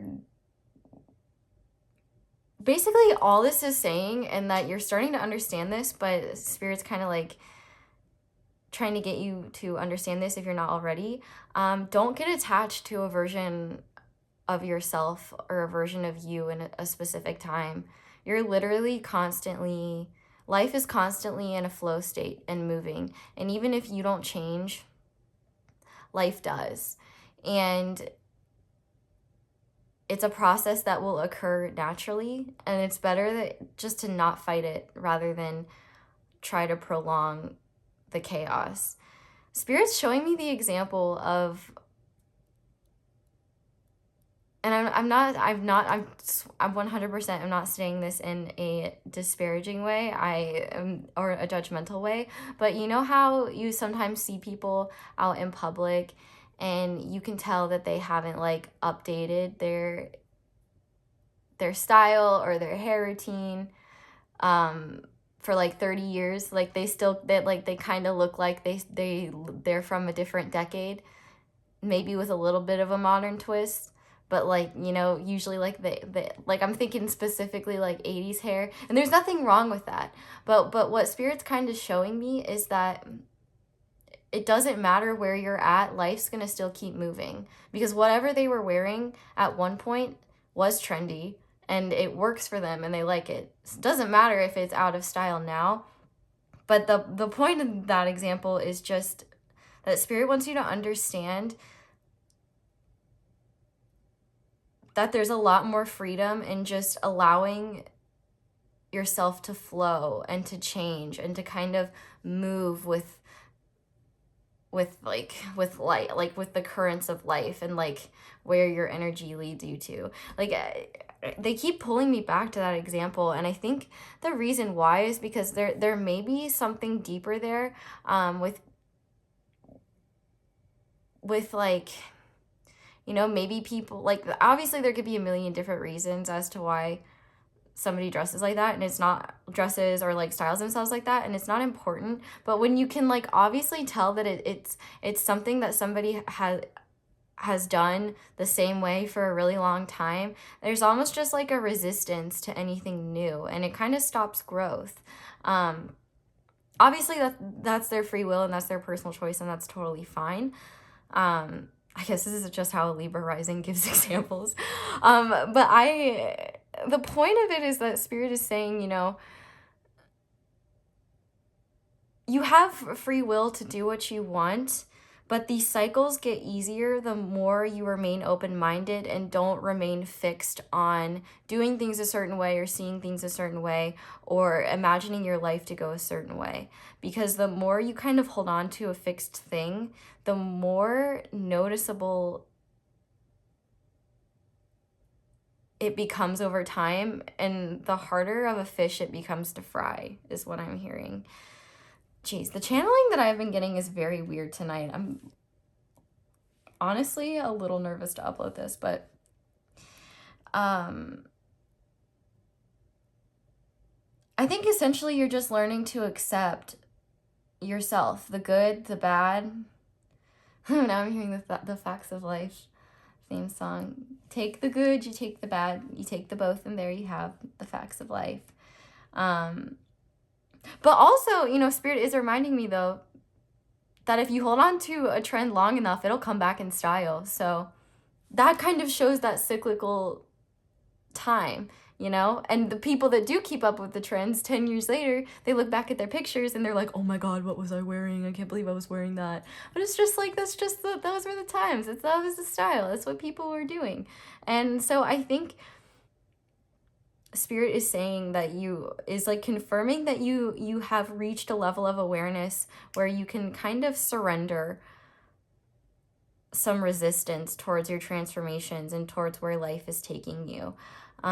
One beautiful thing I think as well is that you're learning to have more compassion for yourself, and I think that's really wonderful. We have Sagittarius energy here in this card, and I think that maybe your biggest issue right now is discerning what to focus on. It does kind of seem like your mind is always going in two different places. Like this Gemini energy, I think you have a lot of mental energy, which is probably why, yeah, that's another similarity that the piles have had, is just like a lot of like discombobulated thoughts. But I think that you are learning how to surrender to kind of like the everyday chaos of life. But the problem is that you shouldn't surrender to the chaos in your brain. You can actually kind of you can, well, not literally control it, but you can try to be more mindful about what you focus your time on. And I think that there's a huge message here about setting boundaries with yourself. You may be a little too lenient with yourself sometimes, in the sense that maybe you don't check in with yourself, and it sets you and it holds you back a little bit. Like, for example, you know, staying up and later than you should, even though you know you're going to be tired, or checking the news even though you're not in a good mental health space, and you know it's gonna make you feel more anxiety. Like, I feel like there's small things like that will help you right now, because like honestly you're doing fine. Like, I don't know why that, I think Spirit is just saying that you're having a lot of awareness about how cyclical time is and how cyclical life is, and patterns repeat, and like everything is connected. And it's a freeing thing to realize, but a weird thing to integrate into your psyche. And so I think that essentially what this energy is showing me is that you're learning how to work with that energy right now, and it's weird. And I feel like a lot of you are also like at ages or reaching ages where, or not ages, stages. You're reaching stages where there's time for reflection, and you're just seeing how much has changed. I think that you've had enough life experience to see different parallels and different patterns. If you've ever seen any of my past life readings and you've been like, this past life sounds like my current life, like, yeah, that's because we repeat patterns in our lives that we still need to learn. And I think that this is an excellent example of where you may be getting the awareness to heal a lot of past life karma. We'll see that in the tarot, see what comes out in there. But yeah, I think you're just learning how to prioritize you, and you're just kind of dealing with time and the bittersweetness of time, and the infinite nature of the cosmos, and the unconditional love of source. I think your spirituality is growing. Your heart's definitely opening. It's a lot more open than it once was. But I think for you, you're a lot more connected, I think is the best way to say it. You're a lot more connected, and now it's getting easier for you to see what's disconnected that maybe you didn't notice before.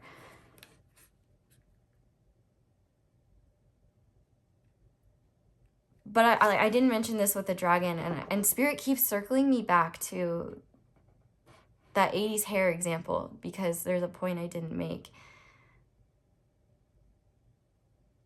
And it's this. So the beauty about like those situations is that we have free will and we can do whatever we want. And like, even though people might be like, oh my gosh, your hair is so out of style. Like I said, you know, wait a couple years, hold it strong, may come back in style. Usually comes back in a different way though, or like a tweaked way. But I think Spirit is saying, like, even if you feel like these changes, these transformations make you stick out, or you feel like it doesn't mesh or flow with the times, if it works for you, it doesn't matter. Like, you know, if there are things that cause you like to feel physical tension or like unrest, then those are probably things that you need to learn how to let go of and kind of surrender to flow. But if you just like doing things a certain way and other people might view it as outdated, I'm hearing the word chuggy, you know, like, you do it. Like, I mean, I think I'm actually pretty chuggy. It's probably cringy for me to say, but like, I don't know. I have Uggs that I still wear. Like, I don't leave my house very often, but like, you know, I feel like that about fuzzy, comfy shoes. This is taking a weird turn. Okay, we're gonna shuffle your cards now. I think Spirit's just saying that when you really think about it, nothing matters. So, and that's a blessing. It's a curse. Don't allow stupid, minute bullshit to stop you from expressing your truest self, which you're kind of doing, but there's a bittersweet energy to that where, you know, you can't have your cake and eat it too, so you're going to be misunderstood. You're going to deal with, you know, a lot of foundations changing, complications,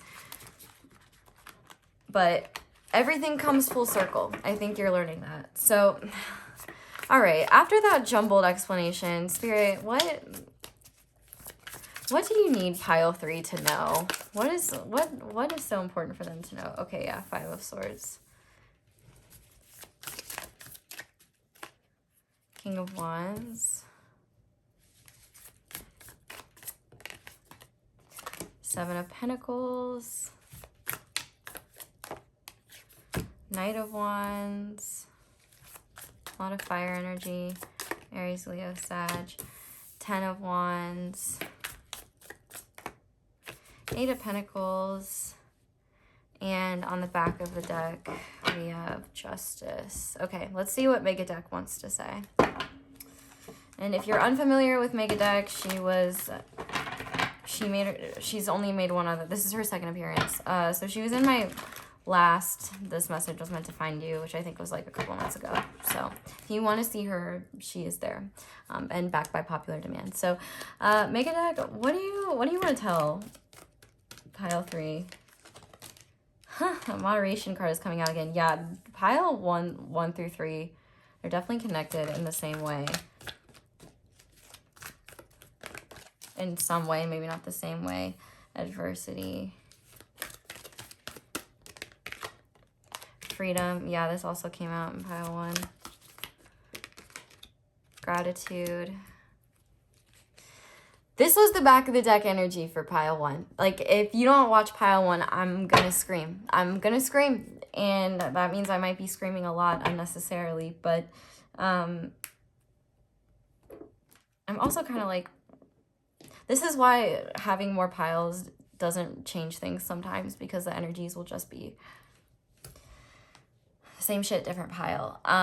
But this is a bit different. This is a more evolved version, I think. But essentially, Spirit is really saying that life is going to continue to be life. It's never going to stop. The lessons are not going to stop. The process of healing will never end, and it's certainly not linear. If you hold yourself to an unnecessary standard of perfection, you are going to overwhelm and exhaust yourself and get nowhere. The beautiful thing about you having the awareness of how cyclical life is, and having this ability to zoom out now, and having a deeper understanding, and having a more spiritual connectivity. Fuck, what's the point of what I was saying? It is a blessing, it is a good thing, but it can also be exhausting. And it's important to remember that you are still human, and you're here having a human experience. I think one of your biggest enemies, but but it's not like a real enemy. It's like a hindrance, I guess. And that's the feelings of impatience that you have. You've probably been going mad in this reading because you've probably just been wanting me to get to the point. I want to get to the point. Like, I'm like, Spirit, please. But for some reason, the way I've been channeling today, it's like, it kind of feels like pulling teeth to make the connections. Like, it's hard. It takes time. It's been taking me time to make the connections, and I think that's kind of Spirit's whole point. In fact, if they used 3 piles to give a lot of you one giant convoluted message, I'm side-eyeing the hell out of them.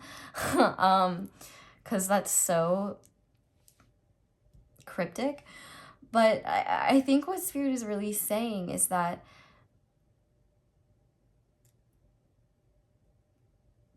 part of this part of any cycle is waiting. And obviously there are tons of cycles occurring at once. And actually, what's interesting is I think Kino just uploaded a video about cycles. So maybe you should go watch that. Spirit just showed me like her thumbnail for that video. So maybe check that out. Maybe there's good information there. Well, it's Kino. There will be good information there. So I would just check that out. Kino Tarot, if you haven't heard of her. And I've done collabs with her as well if you're having trouble finding her channel. But what I'm seeing here is that your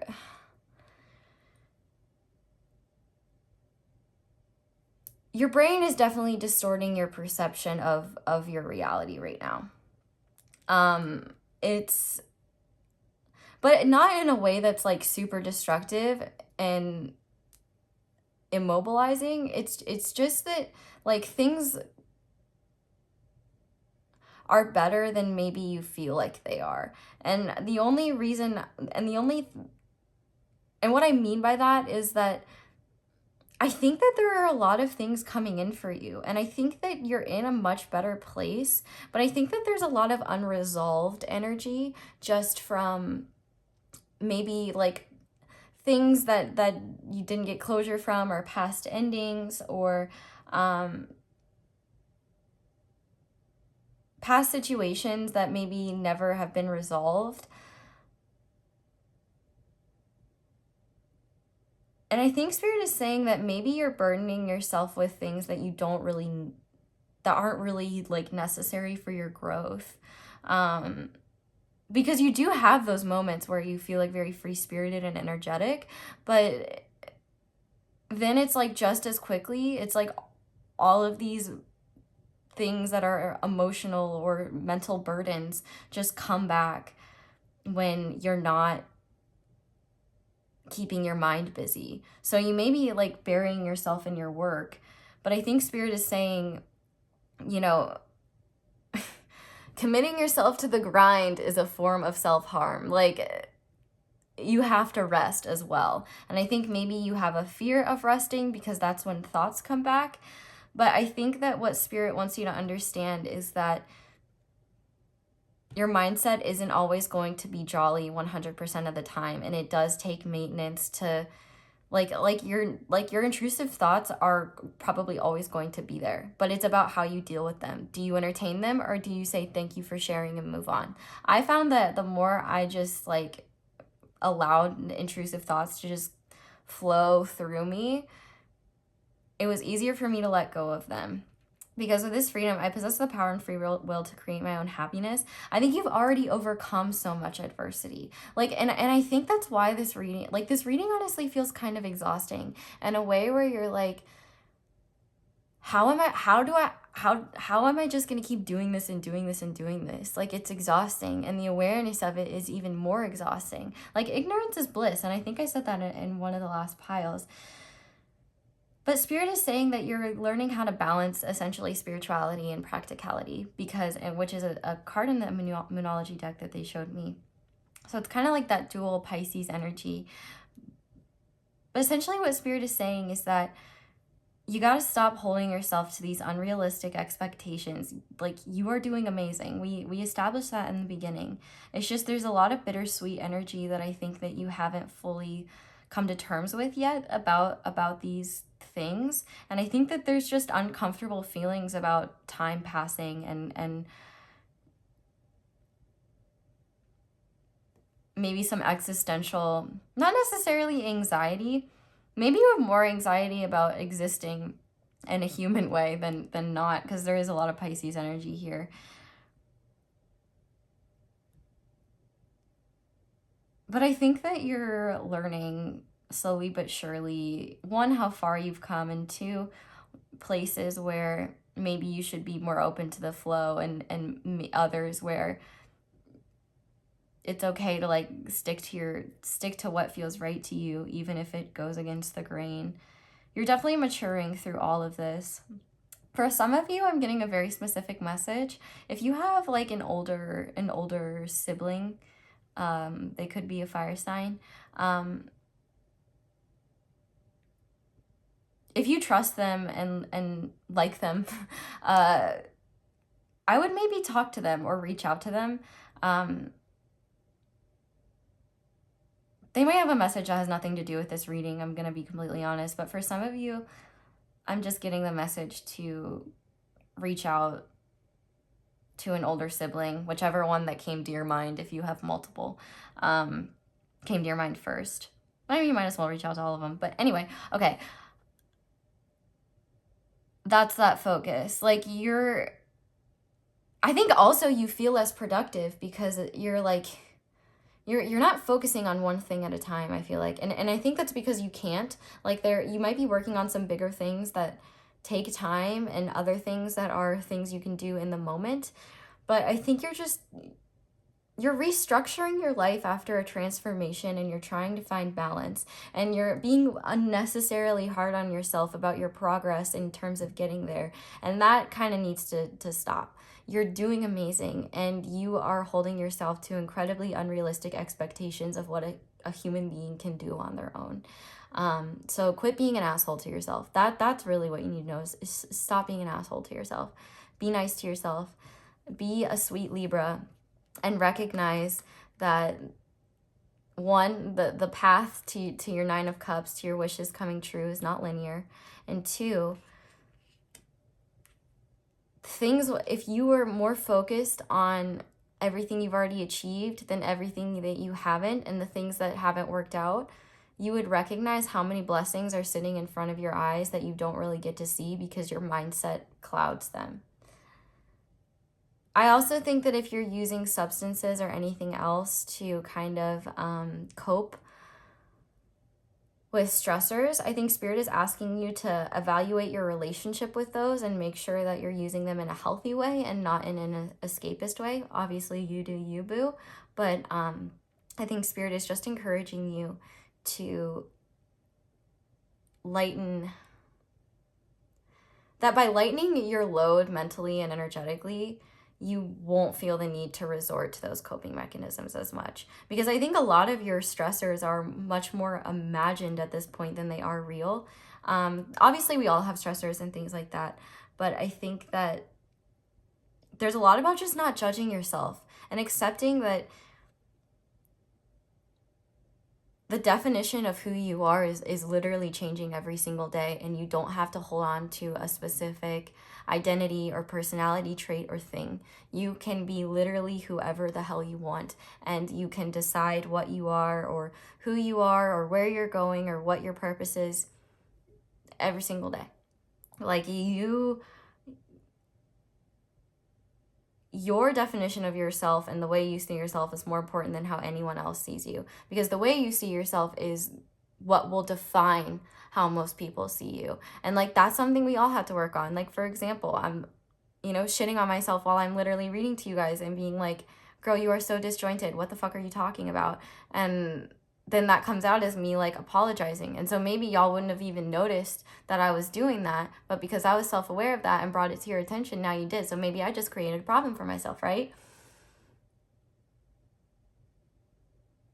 But that's life, man. We just have to learn. And that's the beautiful thing. We can mess up as much as we want, and we can just learn from it every single time. And one improvement for me is I even called myself out on apologizing too much. I don't know if it was in this pile, and I don't even know if I said it out loud, but I did. I was like, you don't need to be that apologetic. Like, stop. You know? That's growth, and that's the evidence of healing. And it's like, you still have the impulse to do the things you did before. It's just you reevaluate based on what you learned if that's really productive or not, and you just improve over time. So stop pretending like you need to be like Mr. or Mrs. Perfect. Like, perfection doesn't exist, and you're gonna be sorely disappointed if you keep searching for it. You know, there's so much freedom in being flawed. Like, if you just embrace that and roll with it, I think that you'll be able to roll with the punches that life throws at you a lot easier. I think you'll also be able to laugh at yourself more and take life a little less seriously. I know it's hard to laugh at ourselves sometimes and like laugh at things, especially when they hurt, but time usually helps that. And like your very first card showed, that ring card, everything is cyclical and everything comes full circle, and what you don't understand now, you will have the answers to eventually. And by that point, you'll have questions about other things, and you won't appreciate the fact that you have answers to this stuff now. Time is a bitch, and it never stops moving. And I think that this whole reading has literally just been about the acceptance of that, and the acceptance of the bittersweetness of knowing that you will never achieve the incredibly idealized version of yourself in your head, and the freedom of knowing that you can discover yourself instead of forcing yourself to conform to some kind of template that your ego felt like would be comfortable for you or would make you less valid or something. You're valid just the way you are. You were valid before. You're still valid, and whatever you choose to do moving forward, or who you choose to be, is valid. Like, everything about you that resonates with your soul, that fills you up, is valid. And like, I feel like all three of these readings have just been like, who gives a single fuck about what other people think? Like, seriously.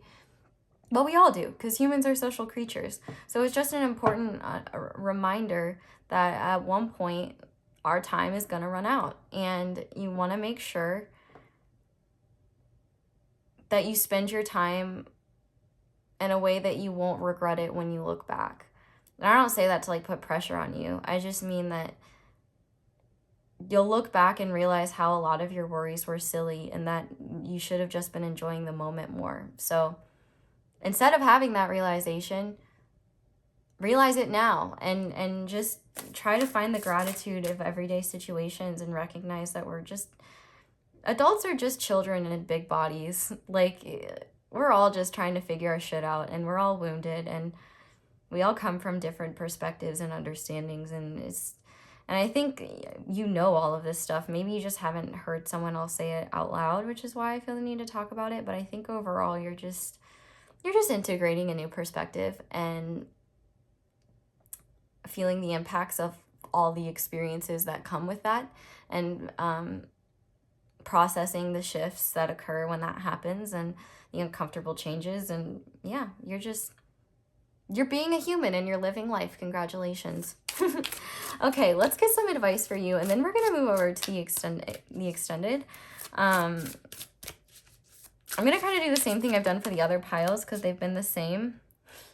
Yeah, I love that these cards are already kind of confirming what I was saying. But I think in the extended, what we're gonna do is we're gonna look at what is realistic for you to focus on, and what you should be expecting in the future, and what you need to discard from your worries. And we'll get channel messages from your guides and guidance.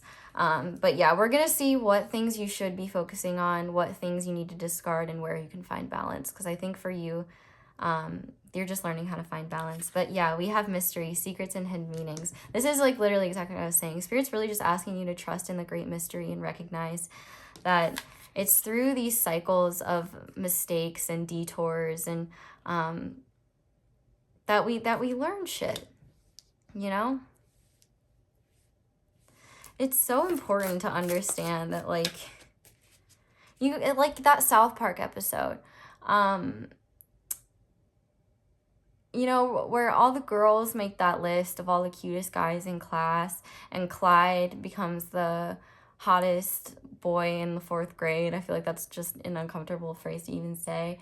But, like, I think it's Kyle. I think they say that, like, they put Kyle at the bottom of the list below Cartman, which, you know, is difficult. And the ghost of Abraham Lincoln comes to Kyle and shows Kyle that the people that have always had it easy, like, you know, they don't really develop, and they end up having the personality of a wet carrot. But the people that don't have it easy, you know, they have to, you know, develop character and be something. So, you know, be grateful that you made mistakes, because you have more awareness than the people who have it easy. And I know that sounds like a cop-out, because it'd be nice if life was just easy. But, you know, I don't think any of us have really... I mean, nobody leaves this earth unscathed. But I think what Spirit is trying to get you to understand is that there are people that there could be someone else that has experienced the exact same mistakes as you, no matter how big they are, and didn't learn from them. And that's what honestly makes all the difference. Do you continue making the same mistakes, or do you gain wisdom through them? Do you learn from them? And you're somebody who has the capability of learning from them and evolving. And there are people that don't have that, and that's fine. But Spirit's asking you to be grateful that you don't have to stumble through life so unsure of yourself, that you can grow from every single experience and redefine who you are. What the fuck was I saying? Literally, growth, overcoming limitations. So you're saying, like, you never know how strong you are until you have to face something. And, you know, you're blossoming beautifully. You really are, and you should be easier on yourself. And look at that, the second gratitude, appreciate present blessings. Yeah, I think honestly,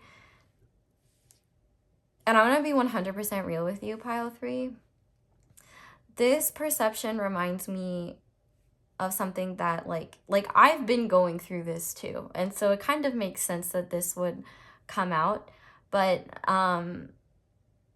when you like have such an apathetic viewpoint of the world for such a long time, it's very hard when things get better for you to look at life differently. Because if you approach things with the same attitude for a long time, you just fall in the habit of staying that way. But as you grow, you get more self-awareness and you realize, I don't think this belief serves me anymore. Or, am I really incapable of doing this, or did I just make myself believe that? And I think slowly but surely, the things that you never thought were possible or things you couldn't do, you'll realize you were capable this whole time. You just had to believe it. And on the back of the deck, we have manifestation. That's the second freedom card, spread your wings. What you desire is on its way. So Spirit is saying, don't worry. And look, I just cut the deck. You are safe. The universe has your back. So Spirit is saying, you're doing amazing. Stop being so hard on yourself. You're learning, and that's really all you can do. Don't burn yourself out. Don't focus too much on the past. Just be present. And be discerning about what you give your mental energy to, because I think that's incredibly important. But pile 3, I think I'm going to take this into the extended now. And like I said, we're going to look at what you should focus on, what you shouldn't focus on, and where you need to find balance. So, and we'll get more advice and channel messages from your guides. So if you want to meet me over there, please do so. But if you're leaving me here, thank you so much for watching, and thank you so much for watching my ads. That is the simplest and easiest way to support me. But if you're interested in supporting me in other ways, you can comment on this video, you can like this video, you can subscribe and click that little bell notification. That would really help me. Definitely let me know down in the comments how this resonates, if it resonates at all, because these readings have like energetically been different. And so, yeah, which is a great thing. I like different stuff, but I have no gauge of whether it's accurate or not. But I know these feelings are tricky. So at least know I can relate, and you're not alone. But thank you guys so much for letting me read your cards. I hope you enjoyed this reading, and I hope you have a wonderful day or night whenever it is that you're watching this, and I hope you'll come back and see me again soon. Hi there, Pile 4. Thank you so much for being here. If you guys chose the blue lace agate stone and the Intuitive Night Goddess Tarot, this is going to be your reading. But to make sure this is your reading first, I'm going to get an idea of the energy that I'm channeling. If it matches your energy, then you found the right reading. If not, there may be a different pile that resonates with you. And if not, there may just not be a message for you in this video. Interestingly, the messages have been kind of connected so far. So if you felt drawn to any other piles, feel free to check them out. But to start by looking at your energy, we have the Sustainer, and we have Lunar Eclipse, Change. We have Clarity, the sign of Virgo here, and Earth energy. We also have Joyful Muse. This guy's so funny. I love this guy. I'm like, I wish I could invite him to like dinner or something. I feel like it'd be a good time. We have 34, Loss, Lack, Fear, Victimization. We have Jump In, Andromedan energy, Say Yes to Change. We also have Spacious and a piece of my hair. We have the Zebra. We have Waxing Crescent, Setting Intentions. We have this card that says Innocence. We have the Mischievous Monkey, Innovation, Confidence, Amusement, Spirited Jester of the Jungle, Bring Laughter and Delight to my soul. And the Sheep Who Wandered and Found a Different Shepherd. So the fascinating thing about this reading and you being pile 4 is that it kind of seems like there's similarities in each of the piles, but every single time the energy seems to be more evolved in some way. It's like one step further than the pile before it. But there's definitely, I do feel like this pile is maybe a bit less connected in the sense that it seems like a lot of the changes and transformations that have been happening to you, rather than being a gradual process, which is kind of what I was seeing in the other piles, here it kind of seems like there's been some kind of almost like aggressive changes in your life that have come out of nowhere and have been incredibly impactful, whether in a good way or a bad way. But they've put things in perspective. And it's definitely been a bittersweet experience because it's like you're learning a lot more about yourself, but you hate that that's the way you have to learn it. Here's what's really awesome, though. You're cool. I didn't know the right way to say this. Like, Spirit was just telling me all these like really wonderful things about you, and then I'm like, well, what adjective do I use? What fits them? Like, cool is not really cutting it. It's a little too muted, diluted, if you will. I would say badass is a better word. You could be a fire sign, Aries, Leo, Sag, or a Virgo. I'm just trying to see if there's any other signs that I can see in here. I do not think so. So what I'm seeing here is that all of these changes, while they've been drastic, have been beneficial in the long run. Because, let's be real, life, lessons that are taught with love aren't always very loving when we receive them, you know? Tough love is a thing. And you might have been experiencing some tough love from life recently, but it's all for your benefit, and I think that's kind of what you're seeing now. Whatever these changes have created, there's a huge level of awareness that wasn't there before.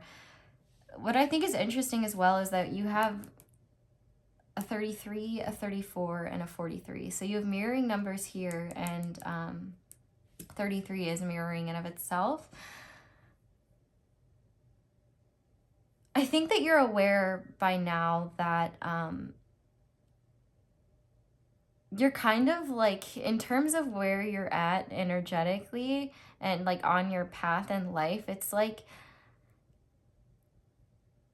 if you were a notebook, there was a page on it that was just full of little intricate doodles and a bunch of stuff, just filled with information, and it's been ripped out, and you're starting with a blank page.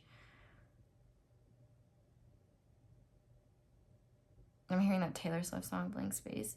I don't even know what that song is about, so I don't know if it's significant. But this is, once again, Spirit's way of acknowledging where you're at.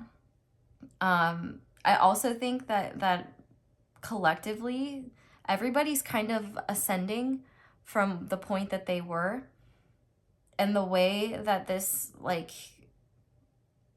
ascension of perception happens is different for everybody. And I think for this pile, in this case, a lot of the changes that happened were not intentional ones, but ones that happened around you that helped you have clear awareness of yourself, who you are, what you want, all that jazz. But Spirit is really saying that this energy that you have and that you're kind of cultivating right now is wonderful, but you have to be conscious about how you use it, because it can either help you or it can hinder you. And I also hearing a message that you should not feel compelled to fill any empty space or empty time in your life with an obligation or priority. I think that Spirit is asking you to learn how to be more comfortable in limbo. You might be the type of person who just like needs to be going all the time or needs to be focused on something. Maybe you don't really like to be alone with your thoughts. Get it? Completely. But I think that you're also in this uncomfortable place where you don't have I feel like for a lot of you, you may not feel grounded in your current reality, or you may not feel secure in it quite yet, because it seems like for most of you, there's a lot of unknown ahead that is kind of scary. There's a lot of change coming. And I think because the change that you've already experienced is so jarring, it's scary to open yourself up to that even more. I'm hearing the word brevity, and I can't remember what that means, but I think that it's about like lightness and humor or something like that. I could be totally wrong. Please don't flame me in the comments. Like, I can't remember everything all the time. But there's a lightness to your energy, or the potential for your energy to be light, in the sense that you don't have to face these changes with fear.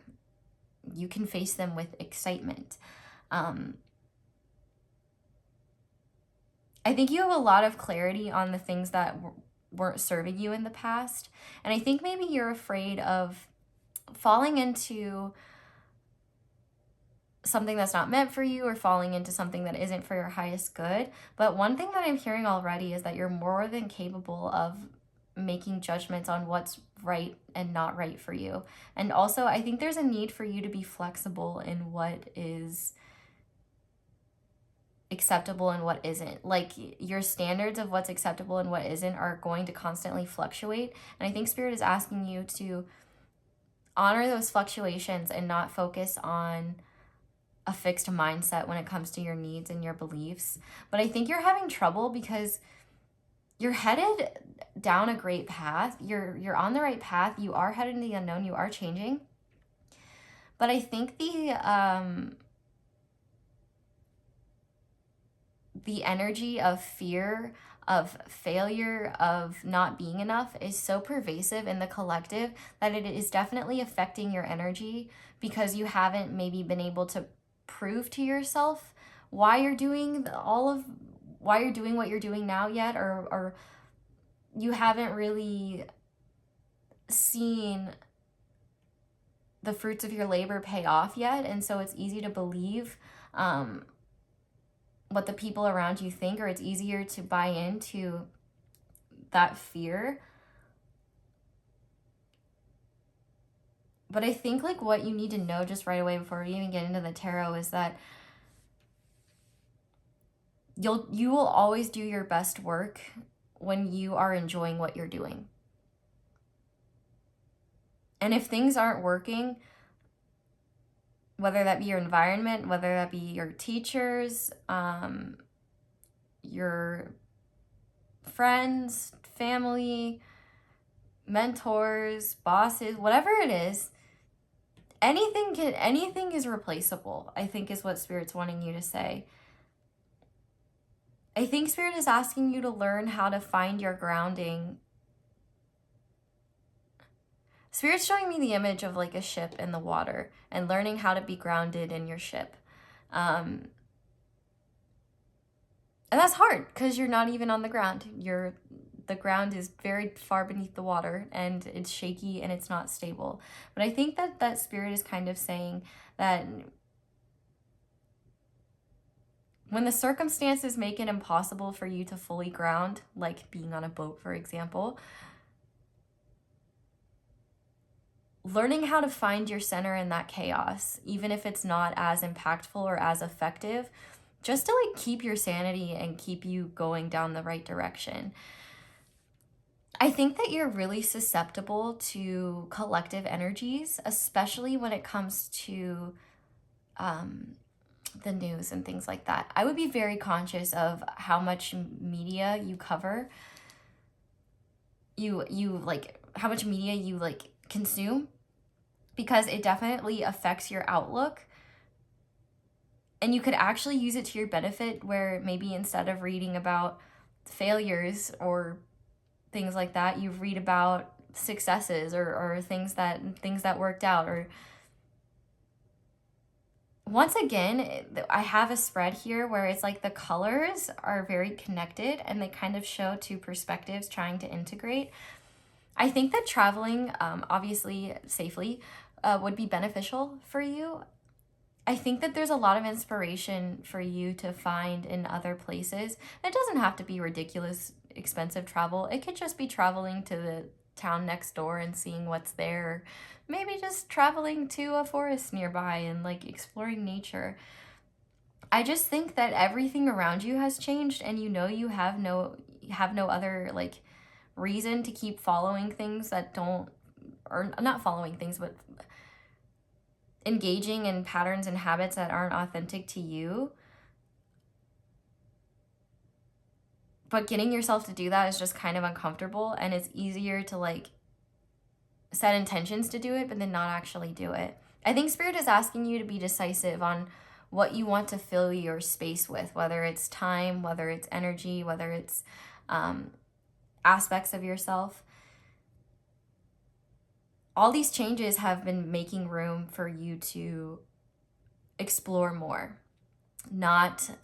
I feel like there's a lot of things that you've done in life that maybe satisfied you once, like hobbies, for example, that you really enjoyed but just don't do it for you anymore. And I think Spirit's saying that's okay. You don't have to hold on to something forever. Like if you don't feel like you're benefiting from it anymore, there's no point in engaging in it. And I think that Spirit is asking you to follow your bliss and follow the things that are different from what you've done before, because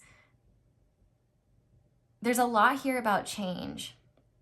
And I think that maybe you've been so jarred by like the external changes that have happened around you that the idea of you making any decisive changes for yourself has just been a little bit too much. And I think Spirit is saying that's okay if you're not ready to do that yet, but you should be at least thinking what your next step is. Where do you want to direct this energy? How can you utilize this energy? Because this is a very constructive energy to have.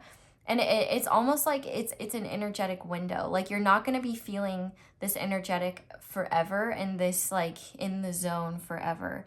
And so I think Spirit's asking you to ride this motivation to do things differently, to go outside of the box, to explore the unknown, because it's really, really, really easy to fall into habits and patterns and miss out on valuable opportunities that could not only bring you inspiration, but could bring you joy, could help you look at life from a lighter perspective. I think that Spirit is asking you to stop taking things so seriously a little bit.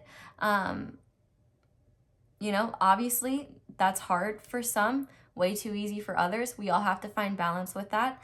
But I think that Spirit is saying there's a lot of freedom in embracing this unique energy that you're in right now.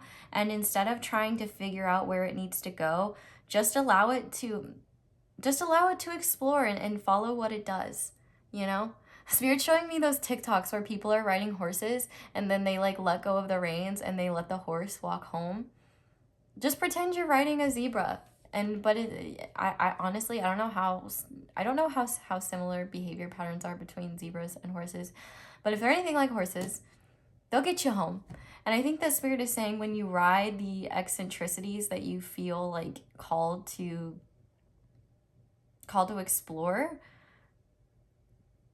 you're going to get so much awareness from it, and it's actually going to help you so much. It's so silly that our brains stop us from doing stuff just because like we don't want to see us being bad at it, or it's just different and therefore uncomfortable, so we don't do it. But I think Spirit is saying that these changes won't be as difficult as you realize, because you'll find that they're actually much more suited to the person you are now. I feel like a lot of habits and like behavior patterns of yours are ones that were useful and suitable for a former version of yourself, but they're not really necessary. But there are some that just aren't really necessary to sustain you anymore. And in fact, it's like you need to integrate new things to kind of sustain who you are now. And it may take some time. It may not happen immediately. But don't be afraid to like go big and really try things and change. You know, this lunar eclipse card talks all about drastic change. And there's a lot here about manifesting with the moon and keeping track of your emotions during each moon phase, each moon cycle, and like paying attention to your energy, because I think it will help you as well.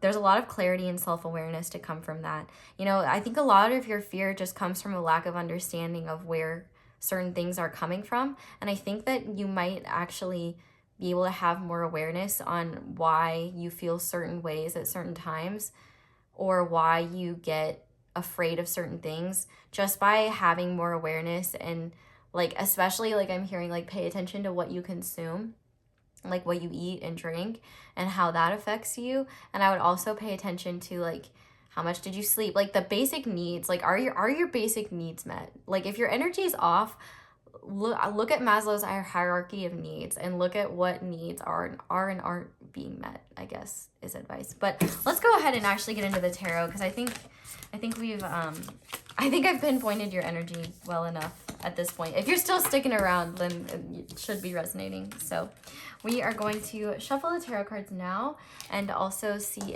what Spirit wants you to know, and then we will see what MEGADECK has to say as well. If you're unfamiliar with MEGADECK, she first made her appearance in my last This Message Was Meant to Find You. But she's back due to popular demand. Okay. Yeah, I feel like all of these messages so far have been interconnected, and like I'm kind of one at Spirit with peace and love. Like, I don't know. I won't question the method to Spirit's madness, but I'm also like, this is either gonna resonate for like nobody, or everybody's just going through this stuff. Okay. Spirit, what do you need pile 4 to know at this time? What is it imperative that they know about this energy and shit like that? Okay. All right, we have the Wheel of Fortune, which is chance in this deck.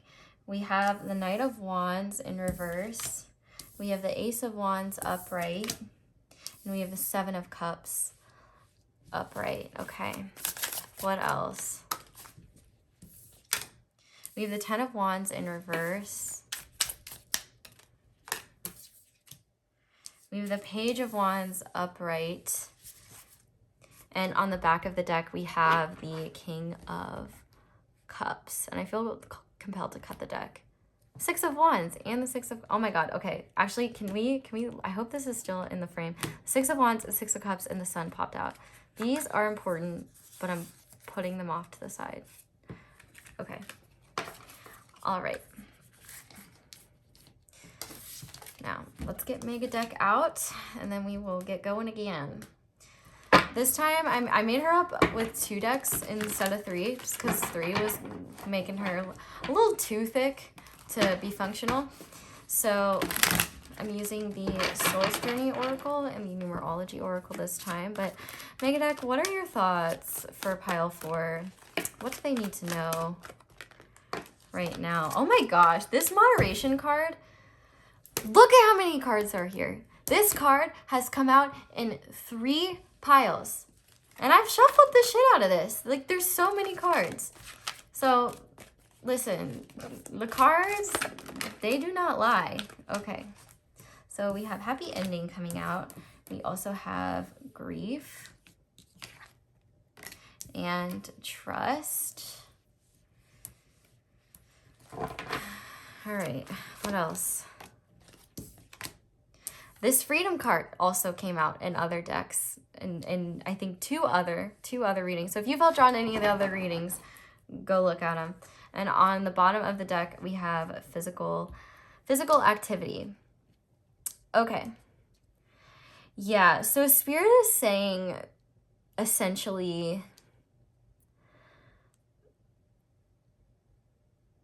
that now is the time to reassess how you approach the daily challenges of life. You're probably somebody who functions best when they are just going off of like motivation and those bursts of motivation.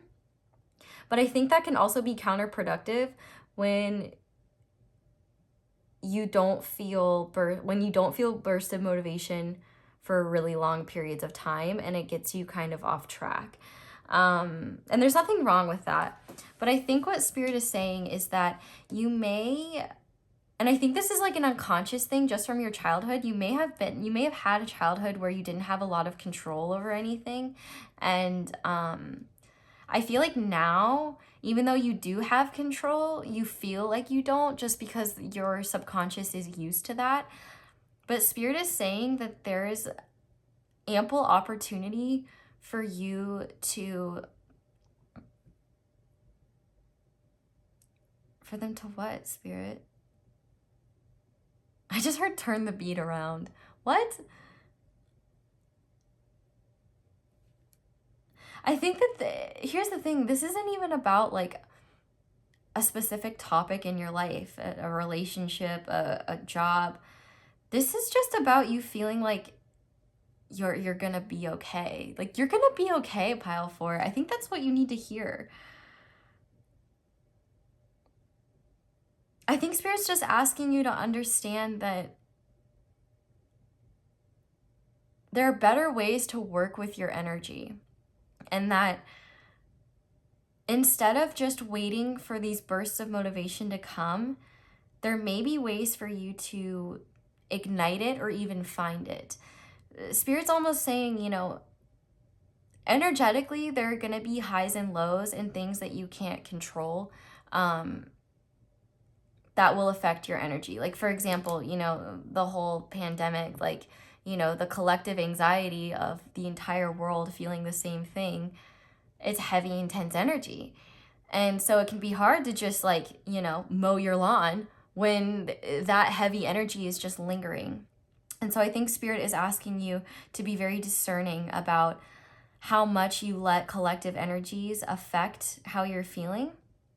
I mean, some of it is unavoidable, but I think that there just needs to be a level, or Spirit saying that you have more control over this issue than you realize. And what I'm kind of seeing here is that one, maybe integrating like an exercise routine could be helpful, because it's possible a lot of this tension that you may be feeling is just due to the fact that you're not really getting energy out. So maybe like exercising or dancing, or even just like moving a little bit every so often, or like, you know, 2 minutes of like crazy exercise could just help calm you down a little bit.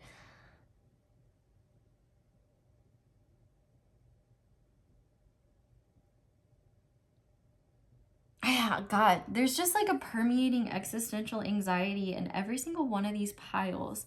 And it's like hard for me to know what I'm supposed to do with this. Like, Spirit's bringing things to my door. You know that episode of The Office where Dwight gets a bunch of like parts and he has to figure out he has to put them together and figure out what it is? That's what I feel like. I feel like I keep being given parts and I don't know what the core idea of these messages are. So I hope that they're helping. But I think for you,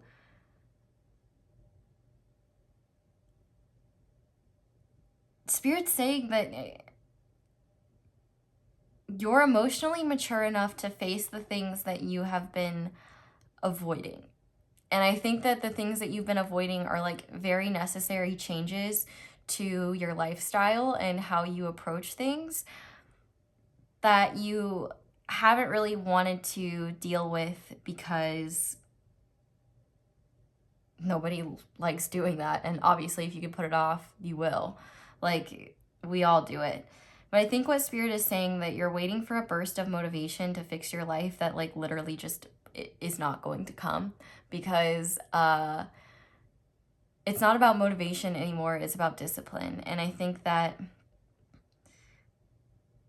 you know, it's great to have those motivational days where you can get a lot done, but even when you feel like shit and don't want to do anything, even getting just half of it done, or like, you know, doing some of it and getting some of it out of the way is better than allowing it to pile up and allowing things to pile up and weigh on you. I do think that there's a bit of learned helplessness that you're currently battling, but from what I can see here, I think that you're gonna be just fine in terms of getting over it.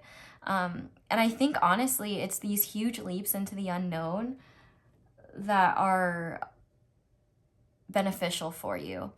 Because what I'm kind of seeing is that Spirit is saying that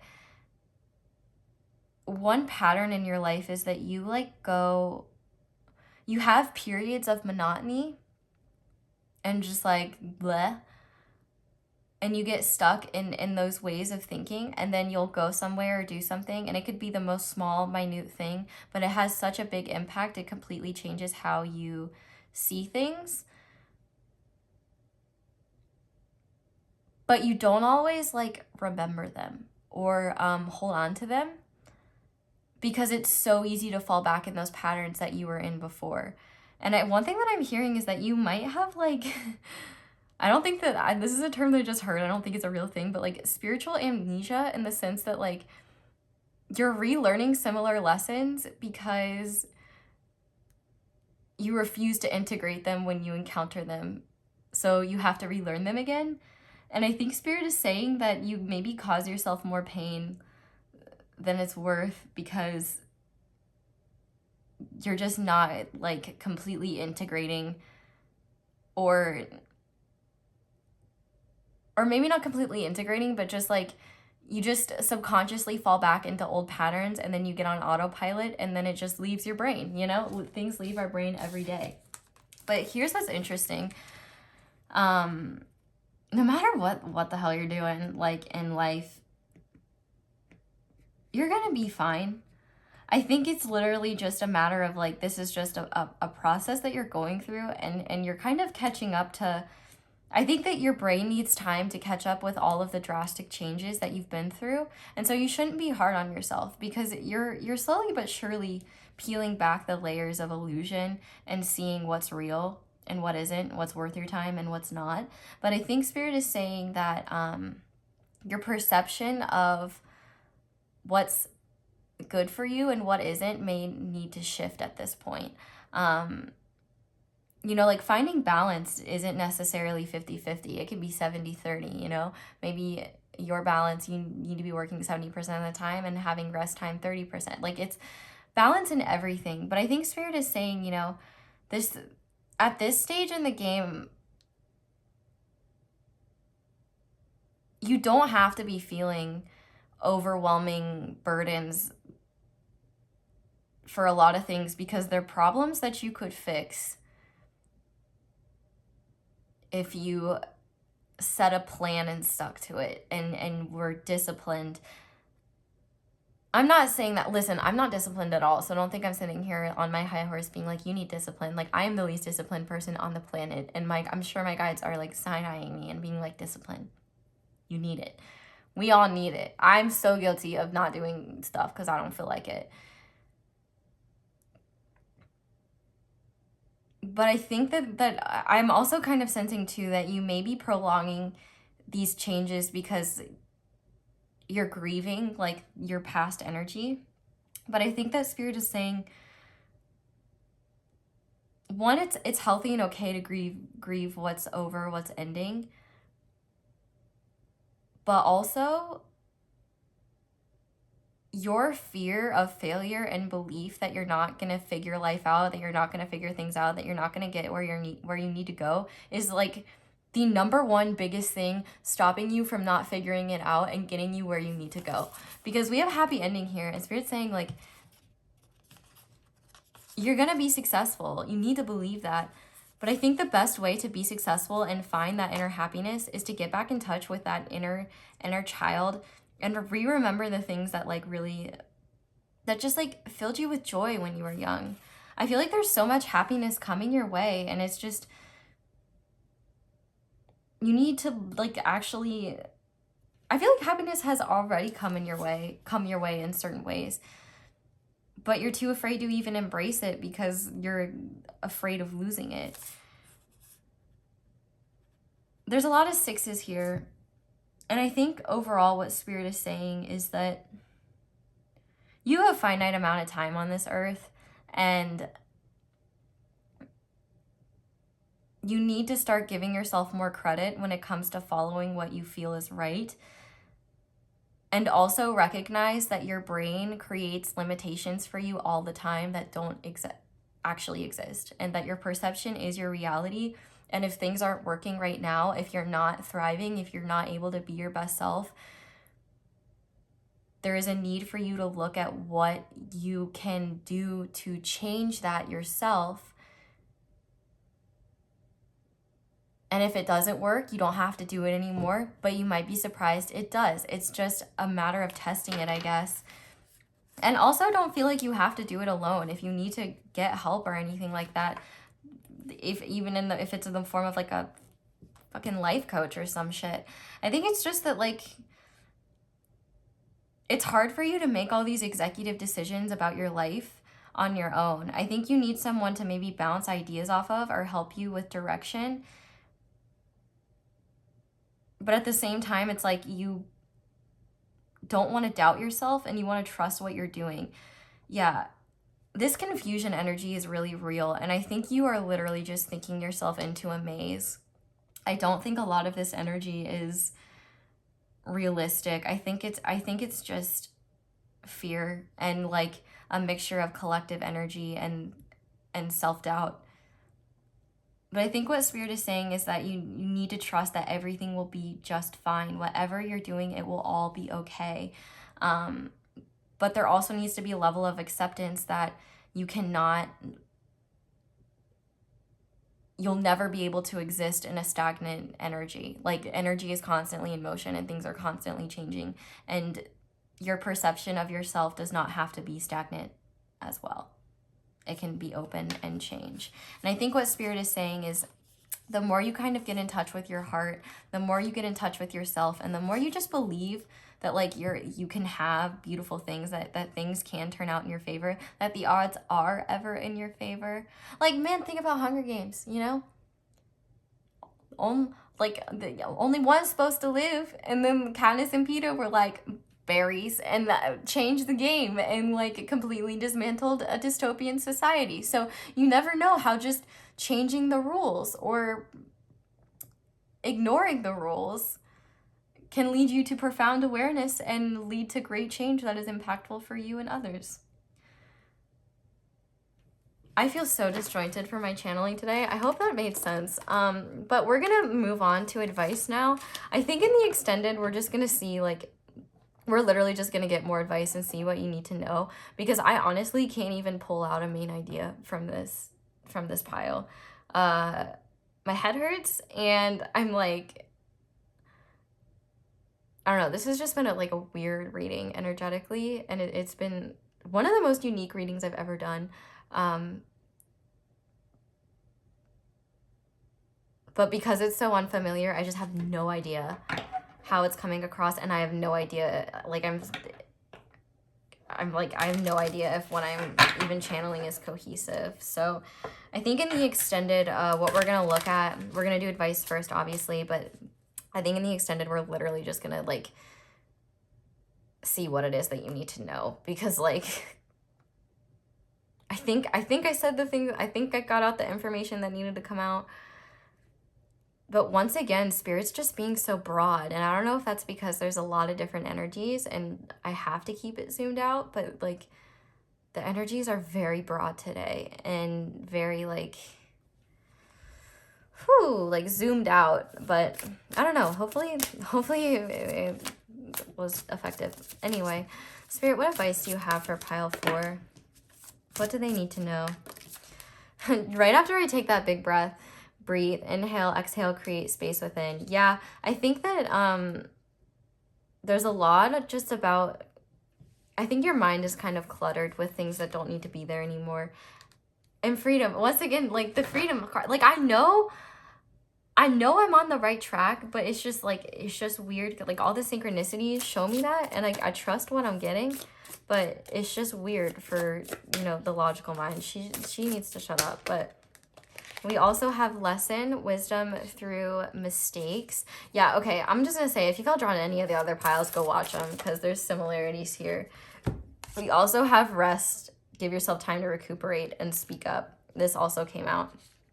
So there just must be this huge collective energy, or because this is a timeless reading, a lot of people at different stages of transformation and growth, and like, I don't know, the overarching theme of all these readings so far seems to be like evaluating your relationship with yourself and your relationship with the outside world, and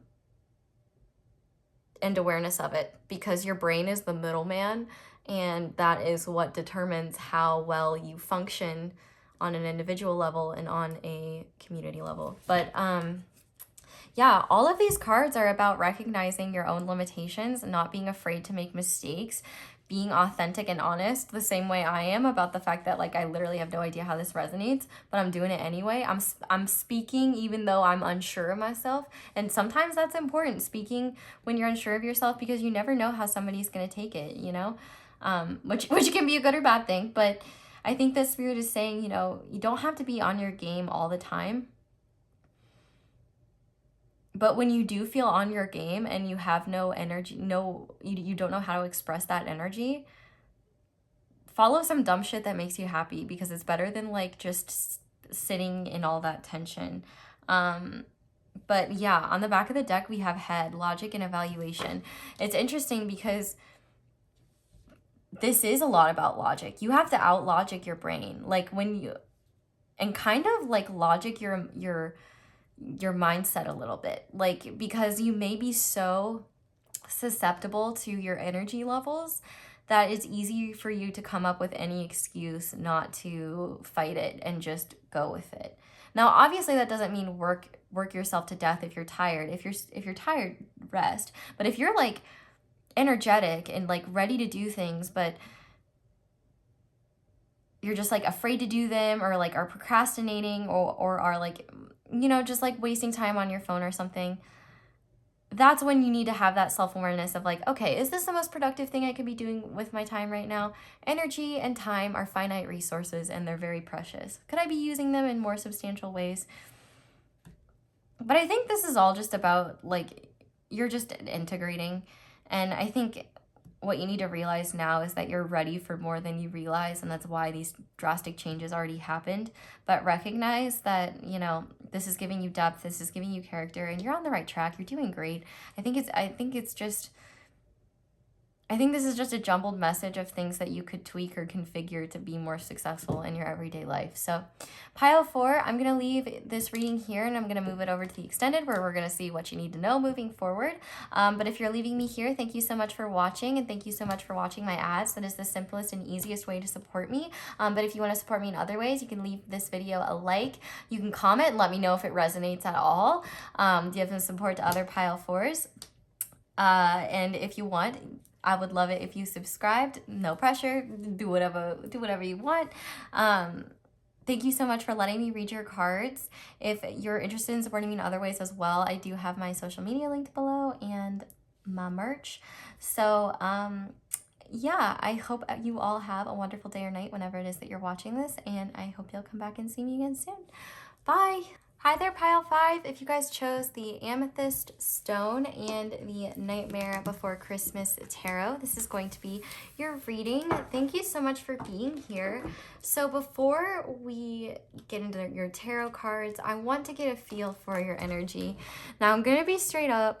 If you felt drawn to any of the other piles, a lot of the piles have been similar in energies, but what I've noticed is that they've kind of evolved through the readings, and like there's been different intricacies to each, but a lot of the general ideas have been the same. So I think that there's a powerful collective energy right now impacting the readings, but also either this is going to be a version of those readings. So if you don't, I don't know what's going to be in here yet. I guess I should just put it out there and tell you, but I'm just being straight up. I hope that this has something substantial, because I'm getting a little sassy with my guides. Like, did you need 5 piles to say the same thing in different ways?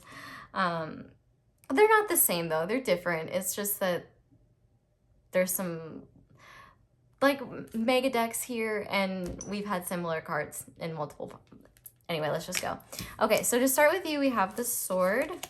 And we have Grand Cross, Provoker.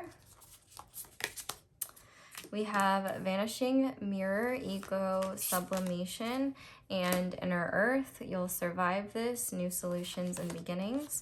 We also have Wisdom. And we have Positivity with Air Energy and Leo Energy. Air would not be Aries. I was about to say Aries. Air would not be Aries. It would be Gemini, Libra, and Aquarius. We also have Soften. You guys got 2 of these cards. We have Leo again, and we have this little peacock, and it says Pomp on it. So I guess I'll just put those guys over here. We also have What is Hidden Will Be Revealed. This is a card of a rune, and it is Kanaz. I don't know if you can see it, but it also represents Venus energy. Libra and Taurus are ruled by Venus. We also have Modest Mouse, Contentment, Stealth, Humbleness, Tiny Keeper of Inner Strength, Help Me Unlock My Hidden Potential. And finally, we have the Otter. So energetically, I would say so far this is definitely the most different of all the piles, which is a relief, but there's still similarities here. So if you felt drawn to one, drawn in the other piles, could be messages there. But the biggest difference about this pile rather than the other piles is that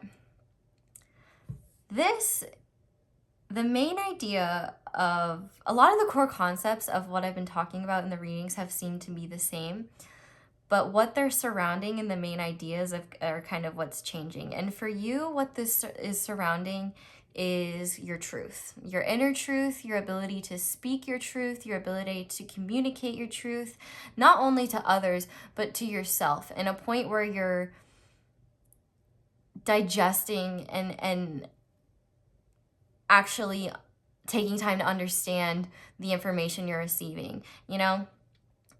Like, Spirit's kind of giving me the example of being in like a lecture, and yeah, it's like you're absorbing the information, but you're kind of like half there, and it's kind of glossing over, like you've heard it, it makes sense, but it doesn't really stick. I think Spirit is saying that what you're kind of dealing with right now is a new level of awareness, which is something that all the piles have had. But your awareness, if it hasn't already, is being turned towards your words.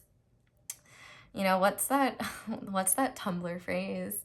Sticks and stones may break my bones, but words hurt like hell, or something like that. It's probably wrong. I'm probably remembering it incorrectly. But words are impactful. And I think one of the biggest changes that will make such a difference in your life, because some of you are already consciously doing this, and others you're on the precipice of realizing this, so I'm just kind of getting you over the finish line. The way you talk to yourself and approach life will revolutionize how productive you are and how successful you are. Because let's be real here, you have all of the potential.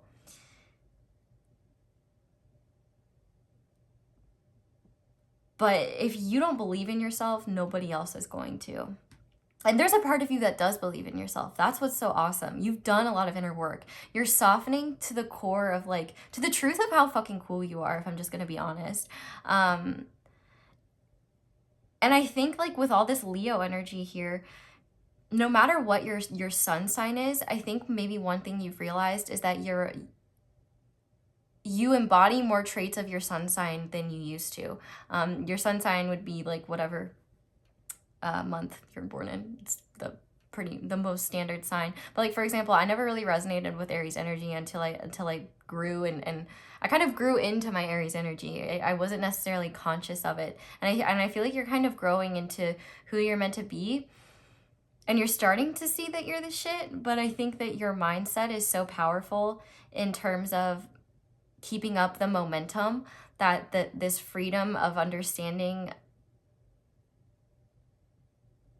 how impactful positivity and a good attitude can be. And I'm not sitting here just being like, stop being sad. Like, no, we don't care about bad thoughts here. Like, no, it's sunshines and rainbows. Like, obviously I'm not saying that.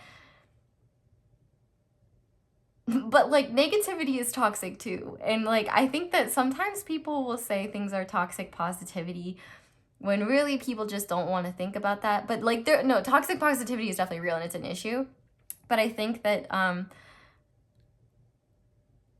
being open to the idea of looking for anything positive is not toxic. It was important that you're realistic about all of your situations and you're rational. You know, positivity only becomes toxic when you're not addressing the things inside and you're not making room. Like the movie Inside Out, you know? Joy kind of ostracizes sadness and their whole journey together is Joy learning how to let go of the reins, 1, and 2, understanding that other emotions are just as important as joy, you know? Sadness serves a very important role as well. And you know, you can't always be happy all the time. And I think that's what's important is like, it's not like you're trying to be happy all the time or make your life perfect. But I think that any sort of small discouraging thing that could happen, I think that your brain kind of uses it as a, well, let me frame it like this. No matter what our perception is, our brain is constantly looking for evidence of that in our reality. So if your life sucks and everything is horrible, your brain is going to be focused on things that support that thesis that you've made for yourself. Or hypothesis, thesis, hypothesis. I haven't been in school for a year, leave me alone. But if you're focused on, I'm doing the best I can, I'm like, you know, X, Y, and Z happened today, that was really awesome. It's like, if you're like, my life is good, I'm grateful for what I have, then your brain is training itself to look for the good things in your life and what you should be grateful for. And so I think like the point that Spirit's kind of trying to make here is that your attitude is, like, changing your attitude is not a bad or toxic thing, and trying to look at things from a more positive perspective is not toxic if you're still acknowledging and embracing the complexity of human emotion and recognizing that there are highs and lows, but you have control over your attitude. And I think that's incredibly important, because it's easy to use our emotions to justify certain behaviors or actions that don't really serve us, you know? But I also think that you don't see how much potential you truly have yet. You're getting there and you're realizing it. But Spirit is kind of saying that, and you've probably already noticed this happening, but it's going to continue to happen. Circumstances in your life that test you. Kind of like a video game where you have like options of how you respond. I guess that's literally life, like, right?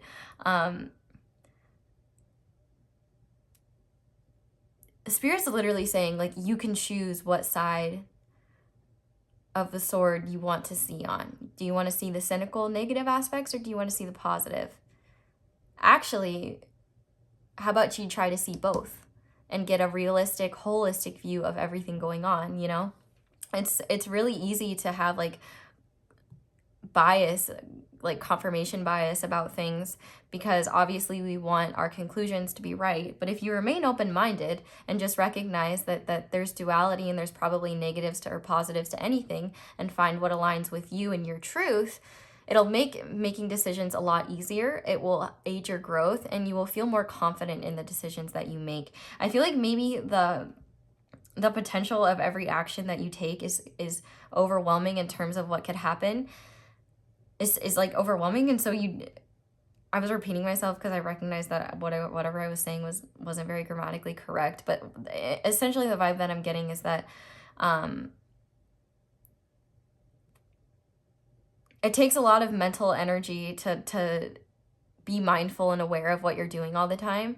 And I think that Spirit is saying that you have opportunities each day to look at both sides of the coin and integrate a more holistic perspective that is healthy, that embraces who you are, but also doesn't brush away the things about yourself or about life that you feel like could be improved or need to be healed. But I think Spirit is definitely saying that positivity doesn't have to be unrealistic. You know, this wisdom card, learning, joy, art, music, like, being modest about this in the sense that, like, just being open to learning. You know, if your expectation when taking an art class is, I'm going to be the best artist in this class, I'm going to be so good that I, you know, crush the art teacher's self-esteem and they have a midlife crisis, like, that's probably not realistic. And that would probably be some Leo energy that is not expressed in a very positive way. It could happen. Nothing's impossible. But realistically, it probably won't. And if you're putting pressure on yourself to be amazing with something that you're just learning, you're going to set yourself up for failure. And so that's where you would, like, look at yourself and be like, okay, this is an opportunity to learn something new. This is an opportunity to try something out. I may be horrible at it, but you know what? We'll see. Like who cares? We're just painting. It's just art. You can't mess art up. Spirit's saying that you're gonna learn so much just from being open. Instead of trying to figure out how you need to do things or when you need to do them or what you need to do, it's more so just doing what feels right and seeing what you learn from it. It's like being okay with not having a method to your madness is kind of the vibe that I'm getting. Because in all of these things are kind of helping you get more in touch with yourself. And, you know, it's like, it would be your ego that would want you to, you know, ruin an art teacher's self-esteem. It wouldn't be your soul, right? You know, your soul is like, ooh, maybe I can make a connection with a fellow artistic person and bond over that. And maybe they can teach things to me and I can learn, and maybe I can show them a thing or two, or like help them see, like, you know, instead of having a fixed mindset about anything, Spirit's just trying to get you to realize that you don't have to have everything figured out. You just have to be open to seeing things from a different perspective. But also recognize that you are the shit and that you should be more confident in yourself at the very least, because it takes a lot to even get to this point where you're even aware of your ego. Outside of it, aware of how it works. But it seems like a lot of the knowledge or wisdom that Spirit is trying to give you, you'll only be able to receive it if you explore different modalities. Because it kind of seems like they want to give you messages and informations, that's not a word, messages and information through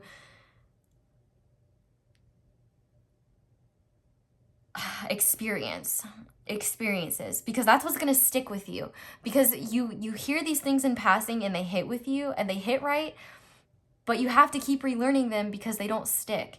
And so I think that maybe you're a tactile learner or something like that, but I think like kind of what's going on here is that, one, you need to stop trying to anticipate what you're supposed to learn before you've learned it. You know, why do we take pre-tests? You know, to see what we don't know, so that when we take the real test, we see how much we've learned and how much progress we've made. It's okay to be on the beginning end and not know what's coming. It's just, instead of being hostile towards the unknown and being afraid of what's coming next, soften to it and be open to what's going to happen, instead of being like, oh God, Spirit, what's going on here? Why are we going down this path? Why am I doing this thing? When it's like, bro, we're just asking you to take a different route to work today. Like, maybe there's a bird you need to see or something. Like, it's honestly like, I think Spirit is saying that you're maybe more afraid than you need to be, and that Spirit's gonna keep sending opportunities your way to provoke you into, I'm hearing making the right decisions, but there are no right or wrong decisions. It's making the right decisions for you. Having the awareness of knowing what decisions are best for you, and recognizing your needs, and also having more faith in yourself, and recognizing it's like you kind of have that energy where like you either are the shit, the best thing ever, nobody can ever compare to you, or also, and then on the other hand, like you're either that or I'm the worst human alive. There's nobody worse than me. Like, I am human scum. And it's just like, listen, both of those are unhealthy. We just got to kind of combine them and get a healthy middle ground here. And that sort of truth is what's going to get you there. We do like when you feel amazing about yourself. That's what your guides are saying. But, you know, feeling so good about yourself that you crush other people's self-esteem is maybe not the most productive use or expression of it. I'm not saying you actually do that, but like, you know, the idea might cross your mind, you know, and you might be like, Aso, I can't believe you said that. And I'm like, but you were thinking it. I'm just the one that said it. I use my words. So essentially, it seems like what you're going through is just a series of Spirit just said unfortunate events, and I'm like, you might think they're unfortunate, but they're not unfortunate. You're perceiving them as unfortunate, but they're really not, because they're impacting you in very important ways. But Spirit's kind of saying, you know,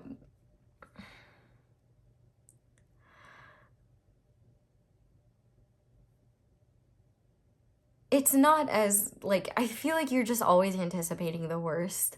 And so you're trying to figure out what's going to be on the other side of every single opportunity, because you just don't want to deal with any more hardships. But I'm just going to be real with you, buddy. Nobody leaves Earth unscathed, and like, there's always going to be highs and lows in life. And so I think what Spirit is saying is, instead of trying to anticipate what your environment is going to bring towards you or what might happen, learning how to find your bliss in everyday life. Because trust me, like, it's hard to do that, but it exists. And the best way to do that is to find outlets that just bring you joy. And honestly, I would actually kind of recommend maybe not even sharing them with people or monetizing them unless you feel called to. Like, make these hobbies or like creative outlets opportunities for you to just express yourself and do something that you enjoy. It doesn't have to be something over the top.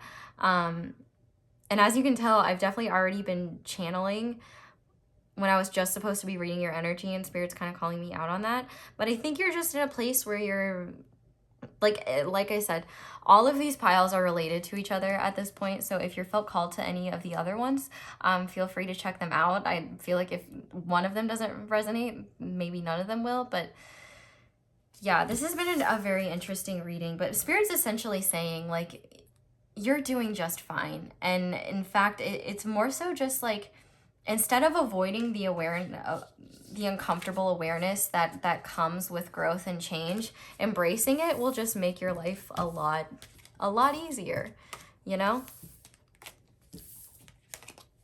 Maybe these new perspectives have some I mean, not maybe, I know these new perspectives have opportunities for growth here and opportunities for you to see things in different ways.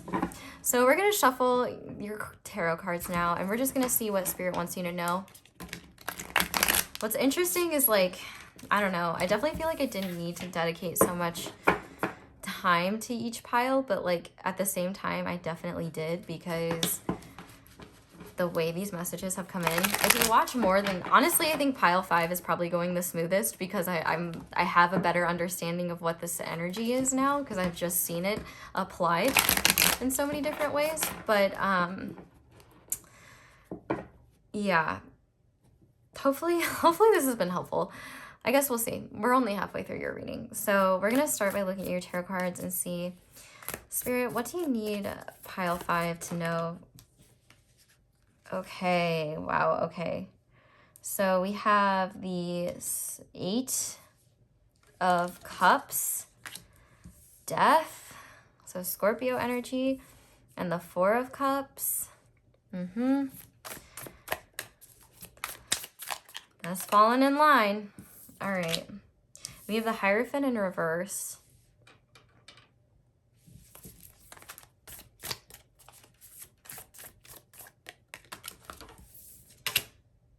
You have the Magician upright.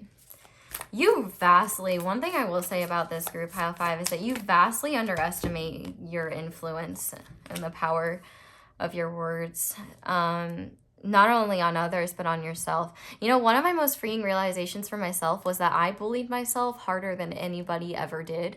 Like, I was my own biggest bully, and realizing that made me, you know, just sit down and then reevaluate the way I was talking to myself, because honestly, negative self-talk is so unproductive and unnecessary. And on the back of the deck, we have the Queen of Pentacles.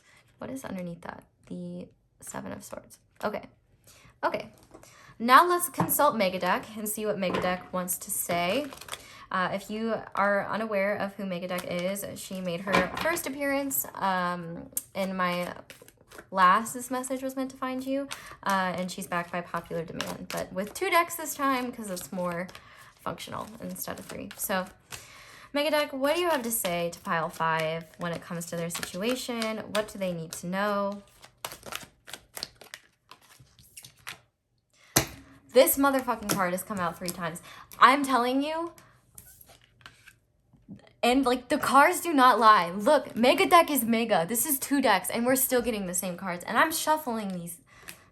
And once again, death. Like, literally, if the synchronicities weren't assuring me as much as they were, I would feel like I'm totally off base right now. We also have loneliness. We have creativity, Empress energy there for sure.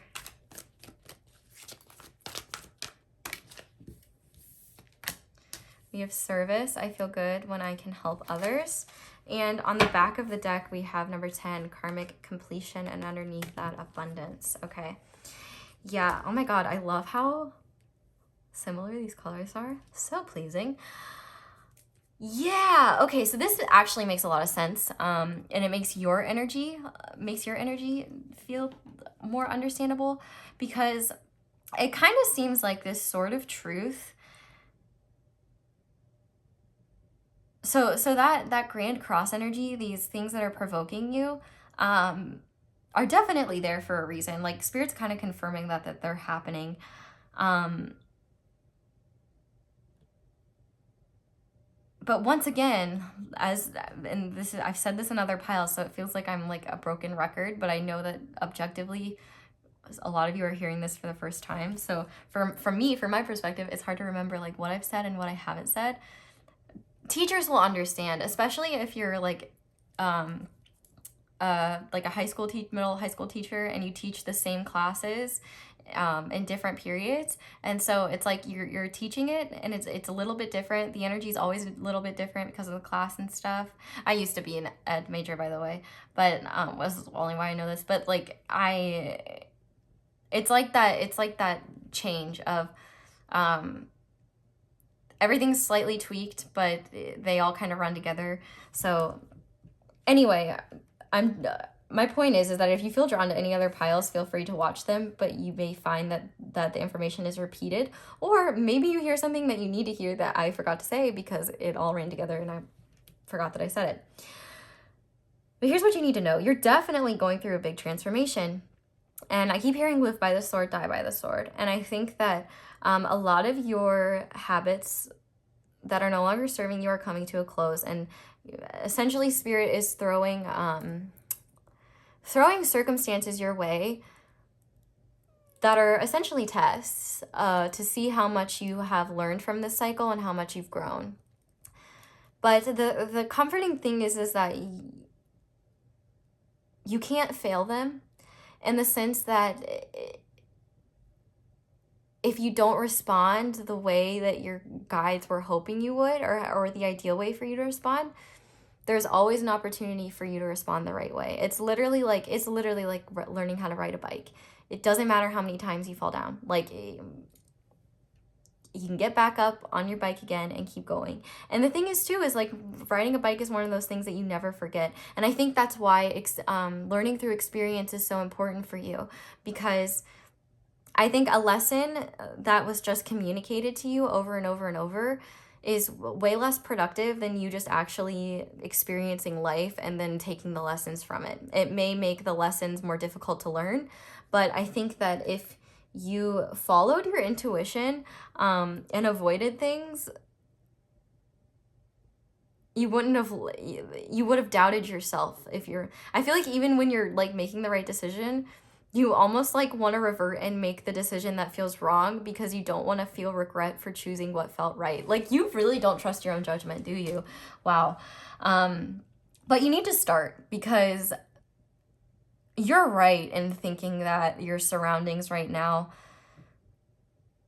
aren't cutting it. I think, and I think that they are. What was your astrology card? I'm forgetting. Oh, okay, yeah. Yeah, Spirit is like naturally, because there is so much transformation going on within you. I think you're also recognizing like how unproductive a lot of your friendships may have been, or just like social circles may have been. So I definitely, if you've noticed that a lot of that certain friendships or certain activities or things like that don't fulfill you in the same way, you're not crazy for feeling that way. You're not broken. You're just growing. And Spirit's saying that you're not alone.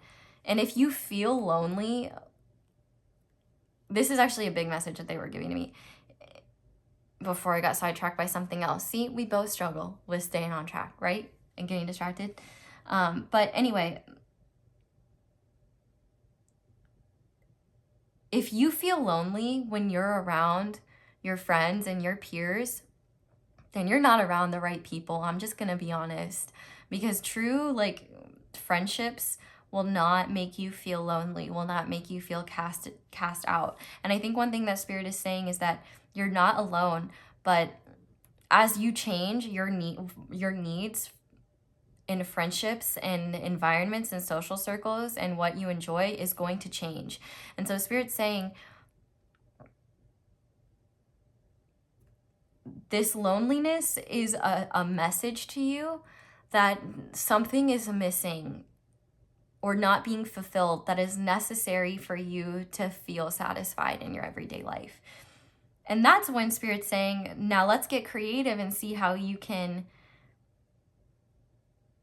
change that energy. Because with this Death card, I'm learning that endings aren't merely beginnings.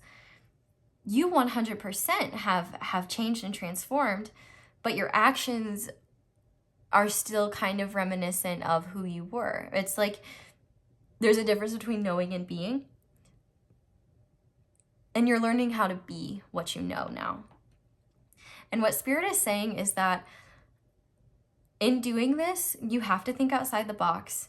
You have to not question what you're following so much. Oh my gosh, I'm thinking of that, oh gosh, that Rick and Morty thing.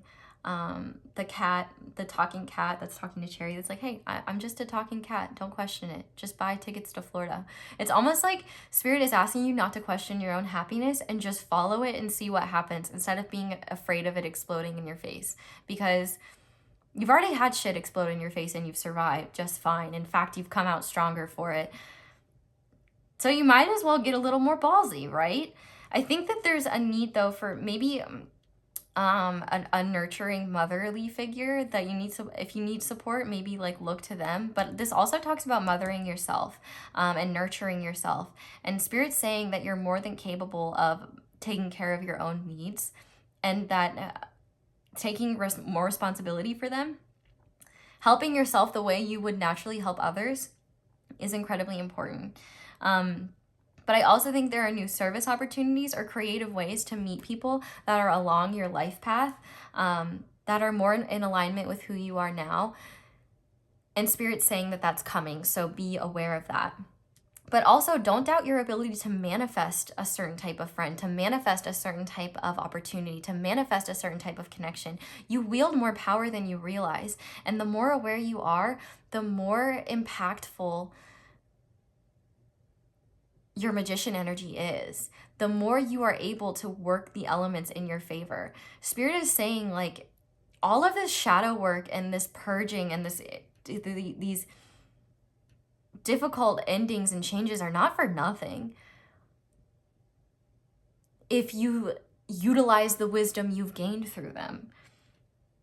Because there's nothing worse than experiencing the same lesson over and over and over. Because trust me, the universe is patient as hell, and they will wait lifetimes. Like, if you've ever seen a past life reading of mine, there's a lot of comments where people will say, this sounds like my life now. And I'm like, well, yeah, because in our current lives, we repeat the lessons we didn't learn in our past ones. So there's things that and opportunities that your soul needs to learn, and it makes sense that it would try to learn it in a similar pattern and environment than it did before. Just food for thought. But with this Seven of Pentacles here, Spirit is saying that you need to be patient with this process. It's not going to be overnight. Instead of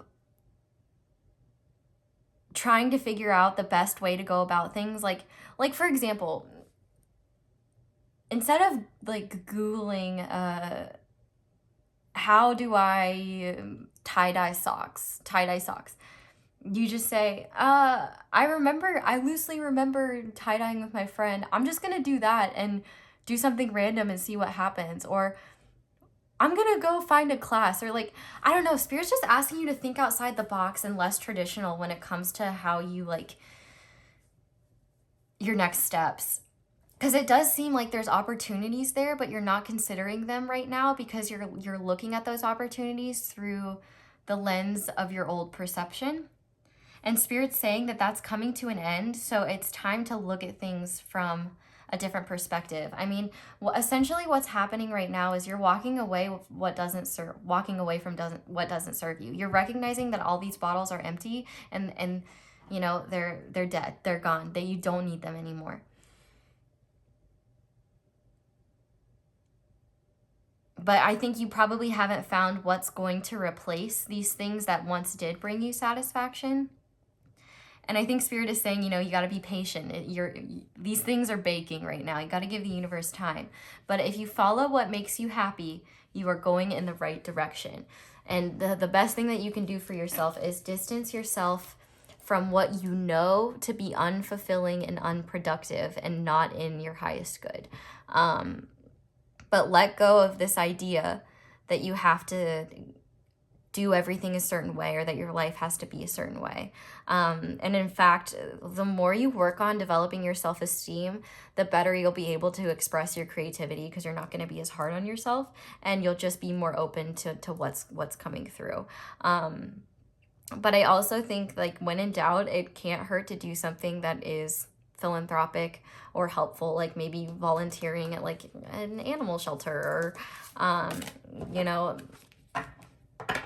doing whatever. I think for you, I think Spirit is saying that you're ready to make connections with different people and different experiences, but maybe you're not acknowledging that to yourself, or you're knowing that you need to, but you're not integrating it. And so this Sword of Truth is all about kind of cutting through your own bullshit and recognizing that you're more prepared for new things than you realize, and that you have so much more power and so much more experience than you give yourself credit for. So I'm going to finish off this reading with some further guidance, and I think what we're going to do after that is head over to the extended, and what we're going to do there is we're going to see what new exciting things are entering your life. We're also going to get channeled messages from your guides, and we're going to look at more positive guidance and see if there's any blessings in your future. But Spirit, what advice do you have for pile 5 moving forward? Also, sorry if I've called you any other number. Oh my gosh, look, more dolphins. Joy, your inner child is here to play. Yeah, the more you integrate this feeling of joy within you, the easier it will be to do things that are outside of the norm. Because if you explore it from a childlike curiosity, rather than this dumb expectation that you just have to be automatically good at everything you try, it makes trying new things a lot less suffocating and a lot less pressure, a lot less, like, makes you feel less pressure, I guess. We also have healing. Allow light to enter your wounds. Yeah, Spirit's really saying that this is a time for healing. This is a time for recognizing that, you know, all of your experiences are happening for you, not to you. And it's allowing you to embrace awareness and have clarity and even recognize what your truth is. I mean, think about how many people in life that just don't know who they are and live their entire lives separated from their truth. Like, I think life may not be any easier, but at least you have more awareness. I think awareness is very important, and I think that it gives you an edge over people that are not aware.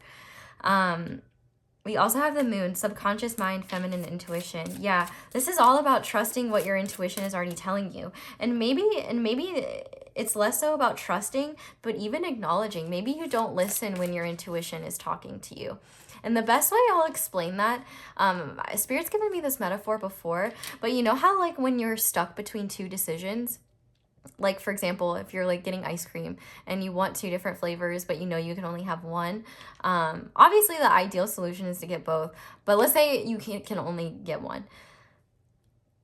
And so you're like, oh, I don't know what one to pick. And so then you like flip a coin or something to see which one will come up. And so, like, let's say you give one heads and one's tails, and you get the one that's associated with heads, and you're like low-key a little bit disappointed it wasn't tails.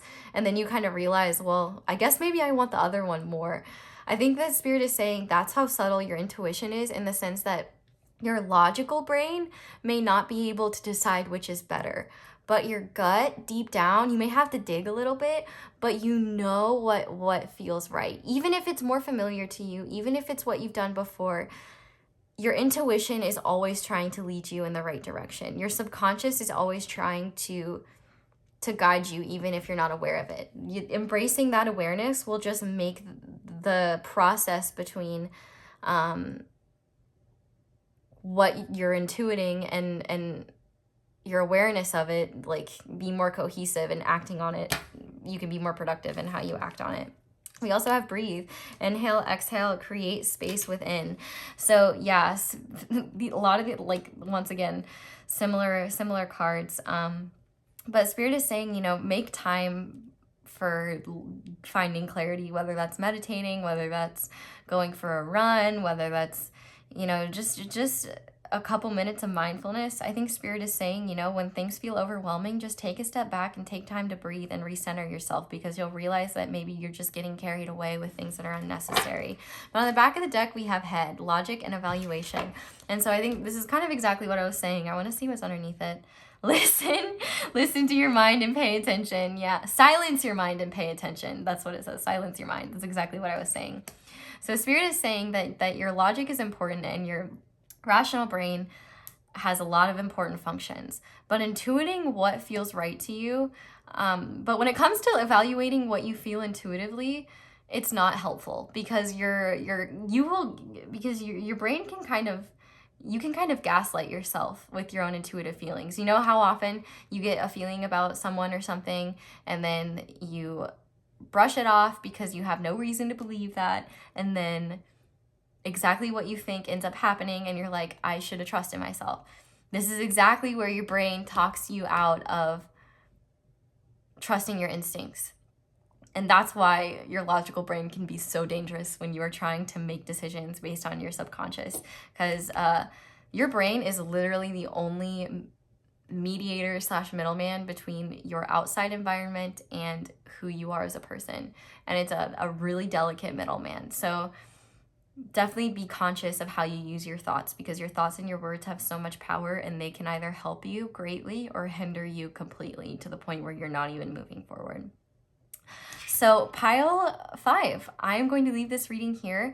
Thank you guys so much for watching, and thank you so much for watching my ads. That is the simplest and easiest way to support me. But if you're interested in supporting me in other ways, I will be moving things over to the extended, like I said a little bit ago. And I also have my social media links down below and merch down below as well. Definitely let me know how this resonates. I would love to hear. And if you enjoyed this video, I'd love it if you left a like and subscribed if you haven't already. Of course, you don't have to, but would happy to have you join our little fam. Thank you guys so much for letting me read your cards. I hope you all have a wonderful day or night whenever it is that you're watching this, and I hope you'll come back and see me again soon. Bye!